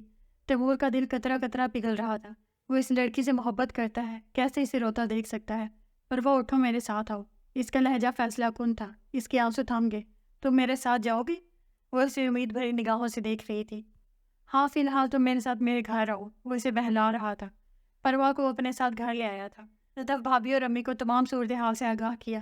رو رو کر پروا کی حالت خاصی قابل رحم ہو رہی تھی۔ تیمور نے دودھ کے ساتھ سلیپنگ پل زبردستی سے کھلائی۔ وہ سو چکی تھی۔ اس نے تیمور کے سامنے سلیمان سے اپنی نفرت کا اظہار کیا اور واضح اعلان کیا کہ وہ سلیمان کے ساتھ نہیں رہے گی، نہ اس کے گھر جائے گی، زندگی بھر اس کی شکل نہیں دیکھے گی۔ تو کیا جب وہ اپنے دل کا حال اسے سنائے گا تو اسے قبول کر لے گی؟ یہ سوال اس کے ذہن میں چبھ رہا تھا۔ فی الحال وہ ضد کر رہی تھی کہ وہ اس کے ساتھ بابا صحیح کے آبائی گاؤں چلے۔ ادھر پڑوس میں ساجدہ والا حادثہ رونما ہو چکا تھا جس پر وہ بھی پریشان تھا، پر وہ صبح تک سوئی رہی۔ صبح بیدار ہوئی تو وہی رٹ لگا دی کہ اسے گاؤں جانا ہے۔ پروا، گاؤں کافی دور ہے، آج سفر کا انتظام کرتے ہیں، کل چلیں گے۔ تیمور نے اسے سمجھایا تو وہ چپ ہو گئی۔ یہی وقت تھا جب سلیمان اسے پاگلوں کی طرح تلاش کرتا پھر رہا تھا۔ سلیمان اسے ابھی تیمور کے گھر سے زبردستی واپس لایا تھا۔ اگر تیمور اسے فون کر کے پروا کے بارے میں نہ بتاتا تو اور نہ جانے وہ کتنا پریشان ہوتا۔ اسے دیکھتے ہی پروا کا رنگ فاق ہو گیا تھا اور وہ ہٹ دھرمی پر اتر رہی تھی۔ سلیمان کو غصہ تو بہت آیا مگر پی گیا۔ سب کے سامنے وہ تماشا بنوانے پر تلی ہوئی تھی۔ پروا کو وہ واپس لایا تو طاہرہ پریشان سی برآمدے میں کھڑی تھی۔ سلیمان کا چہرہ بتا رہا تھا کہ وہ سخت غصے میں ہے۔ اسے اس طرح دیکھ کر طاہرہ بھی ڈر گئی تھی۔ سلیمان کا غصہ تھا ہی ایسا کہ سارا گھر پناہ مانگتا تھا۔ پروا کو سیدھا اپنے کمرے میں لے آیا۔ نائلہ ششتر سی سیڑھیوں کے پاس کھڑی تھی۔ 2 روز سے سلیمان اتنا پریشان اور ڈسٹرب رہا تھا کہ ماں ہونے کے ناطے طاہرہ کا دل بھی پگھل گیا تھا۔ اب تو ان کی یہی دعا تھی کہ کسی طرح پروا مل جائے تاکہ سلیمان کو سکون آ جائے۔ ان کی ساری نفرت اور ناراضگی جو انہیں پروا سے تھی ختم ہو گئی تھی۔ ماما، آپ اوپر جائیں نا، نائلہ طاہرہ سے بولی۔ خود وہ اوپر جانے کی ہمت ہی نہیں کر پا رہی تھی۔ جانے بھائی پروا کے ساتھ کیا کر رہے ہوں گے، اس سوچ کے ساتھ ہی اسے رونا آ رہا تھا، کیونکہ سلیمان نے کل ہی تو کہا تھا کہ اگر پروا مل جائے تو وہ اسے سبق سکھا دے گا، اسے سمجھا رہا ہوگا۔ طاہرہ خود اندر سے ڈر رہی تھی۔ تم کیوں اس طرح گئی؟ مجھے کہتی، میں خود تمہیں لے جاتا، میرے ساتھ تم محفوظ رہتی۔ وہاں پر آئے لوگوں کے سامنے تم نے میرا تماشا بنوا دیا کہ میں نے نہیں جانا۔ کیوں کیا تم نے ایسا؟ بولو، جواب دو۔ سلیمان درست تیور لیے قہر و غضب میں بھرا عین اس کے سامنے کھڑا تھا۔ بس میں نے آپ کے ساتھ نہیں رہنا۔ آپ نے نکاح کے نام پر میرے ساتھ آنسوؤں کی زیادتی سے اس سے بات ہی پوری نہیں کی گئی۔ تم نے کیوں میرے ساتھ نہیں رہنا؟ سلیمان کے فولادی ہاتھ اس کے کندھوں میں گڑ گئے۔ اس لیے کہ مجھے آپ سے نفرت ہے۔ ایک دفعہ پھر کہنا۔ اس کے ہاتھ کا دباؤ اس کے کندھوں پر یکدم بڑھ گیا۔ مجھے آپ سے نفرت ہے، مجھے آپ سے نفرت ہے، مجھے آپ سے نفرت ہے۔ روتے روتے وہ اس کے فراخ سینے سے آ لگی تھی۔ مجھے بھی تم سے نفرت ہے۔ سلیمان نے اسے بڑی نرمی سے سمیٹ لیا۔ جذبوں کی شدت سے وہ پگھل رہا تھا۔ آئندہ مجھے چھوڑ کے تو نہیں جاؤ گی؟ نہیں۔ اس نے نفی میں سر ہلایا۔ تم نے تو میری جان نکالنے میں کوئی کسر ہی نہیں چھوڑی تھی۔ کہاں کہاں نہیں ڈھونڈا تمہیں۔ مجھ سے دور رہ کے جی لیتی۔ تم نے سچ مچ میرا سکون لوٹ لیا ہے پروا۔ سلیمان کے اعتراف شکست نے اسے شاد کر دیا تھا۔ بڑی دیر بعد اسے احساس ہوا کہ وہ سلیمان سے کس قدر قریب ہے۔ اس نے بازوؤں کے گھیرے سے نکلنا چاہا۔ ابھی نہیں، میں نے تمہیں بتایا ہی نہیں کہ میں تم سے کتنی زیادہ نفرت کرتا ہوں۔ پروا نے نگاہ چرا لی۔ اچانک دروازے پر بڑی زوردار دستک ہوئی تھی۔ پروا تڑپ کر اس کے حصار سے نکلی۔ سامنے طاہرہ بیگم اور نائلہ کھڑی تھی۔ پروا کو پھر رونا آ گیا۔ آنٹی مجھے معاف کر دیں۔ طاہرہ بیگم نے اسے گلے سے لگا لیا۔ بس کرو پروا، آئندہ اس طرح کی حماقت نہ کرنا۔ ان کے لہجے اور آنکھوں میں پیار تھا۔ پروا اندر تک پرسکون ہو گئی۔ تمہارے انکل کب سے پوچھ رہی ہیں کہ پروا کہاں ہے؟ نائلہ نے فون کر کے انہیں تمہارے آنے کی اطلاع دی تھی۔ فوراً نیچے آ جاؤ۔ طاہرہ بیگم ساڑی کا پلو سنبھال کر نائلہ کے پیچھے پیچھے چلے گئی۔ سلیمان میں بہت شرمندہ ہوں، کیسے انکل کے سامنے جاؤں؟ اب جو کیا ہے وہ بھگتو بھی۔ سلیمان شرارت پر آمادہ تھا۔ وہ روحانسی ہو گئی تو سلیمان سنجیدہ ہو گیا۔ آؤ میں تمہارے ساتھ چلتا ہوں۔ اس بات کا یقین رکھنا کہ سلیمان ہر دکھ سکھ میں تمہارے ساتھ ہے۔ وہ اس کی طرف ہاتھ بڑھائے کھڑا تھا۔ پروا نے اپنا ہاتھ اس کے ہاتھ میں دے دیا۔ حوریہ کی بچی، آخر کب تک تمہارا یہی ڈیرے ڈالنے کا ارادہ ہے؟ اتنا آفت موسم ہو رہا ہے اور تم میرے بھائی کو یہاں بیٹھ کے آزمانے پر تلی ہو۔ صدف کا انداز خبر لینے والا تھا۔ بھابھی مجھے عثمان سے ڈر لگتا ہے، وہ بیچارگی سے بولی۔ حوریہ اب سے اب ساری بات کھل گئی ہے، تم ہی سمجھداری سے کام لو۔ عثمان بہت اچھا ہے۔ تم 6 روز سے یہاں ہو، عثمان کا کل فون بھی آیا تھا۔ تم تیاری کرو، میں اور ولی تمہیں چھوڑ آئیں گے۔ تم ناراض ہو کے تو نہیں آئی ہو نا؟ وہ تمہارا اپنا گھر ہے۔ بھابھی بس نہ جانے کہ مجھے ڈر سا لگ رہا ہے۔ سارے ڈر اور سارے خوف دل سے نکال دو، اس سے پہلے کہ تمہاری حماقت کا کسی اور کو بھی پتہ چل جائے۔ بھابھی آپ کتنی اچھی ہیں، وہ بے ساختہ بولی۔ اتنے میں پیچھے سے تیمور بھی آ گیا۔ وہ حوریہ کا آخری جملہ سن چکا تھا۔ بہنا، میری زیادہ تعریفیں مت کیا کرو، کیونکہ مجھے پتہ ہے مجھ سے کوئی پیارا، کوئی معصوم نہیں ہے۔ وہ گنگنایا تو ان دونوں کا ہنس ہنس کر برا حال ہو گیا۔ حوریہ نے شکر کیا کہ تیمور پروا والا شاپ بھلا کے اب نارمل ہو گیا ہے۔ سب لوگ ہنس بول رہے تھے۔ صدف بھابھی اور ولید بھائی سے چھوڑنے آئے تھے۔ نگینہ بیگم اور عثمان نے انہیں کھانے پر روک لیا تھا۔ ان کے جانے کے بعد حوریہ نے برتن سمیٹے، کچن صاف کیا۔ زینت بوا نے برتن دھوئے، وہ اب فارغ تھی۔ عثمان کھڑکی کے پاس کھڑا تھا۔ آج پھر بارش ہو رہی تھی۔ کچھ دیر اس نے بارش کی بوندوں کو ہتھیلی میں پکڑنے کی کوشش کی۔ وہ کمرے میں جا چکی تھی۔ عثمان سیڑھیاں چڑھ کے جو ہی اوپر آیا، وہ ڈریسنگ روم کا دروازہ کھول کر باہر نکلے۔ اس کے ساتھ ہی کوئی خوشبو امٹ پڑی تھی۔ وہ سجی سوری بے پناہ اچھی لگ رہی تھی۔ عثمان صوفے پر بیٹھ کر جو ہی جوتے اتارنے لگا، حوریہ اس کے پاس نیچے بیٹھ گئی۔ اس کا ہاتھ وہیں رک گیا۔ حوریہ اس کے جوتے اتارنے لگی تو عثمان نے روک دیا۔ مجھے یہ سب پسند نہیں ہے، اس نے نرمی سے ٹوکا۔ مگر مجھے اچھا لگے گا آپ کے چھوٹے چھوٹے کام کرنا۔ اس نے جوتے اتارے۔ تھکا تھکا سا بکھرے بالوں اور شرٹ کے اوپر 2 کھلے بٹنوں کے ساتھ وہ بہت اچھا لگ رہا تھا۔ یہ ہار جیت کی باتیں کل پر اٹھا رکھیں۔ آج موسم بہت اچھا ہے، آؤ آج دوستی کر لیں۔ حوریہ گلابی ہتھیلی اس کے سامنے پھیلائی کھڑی تھی۔ عثمان کی ساری خفگی پل بھر میں ہوا ہو گئی۔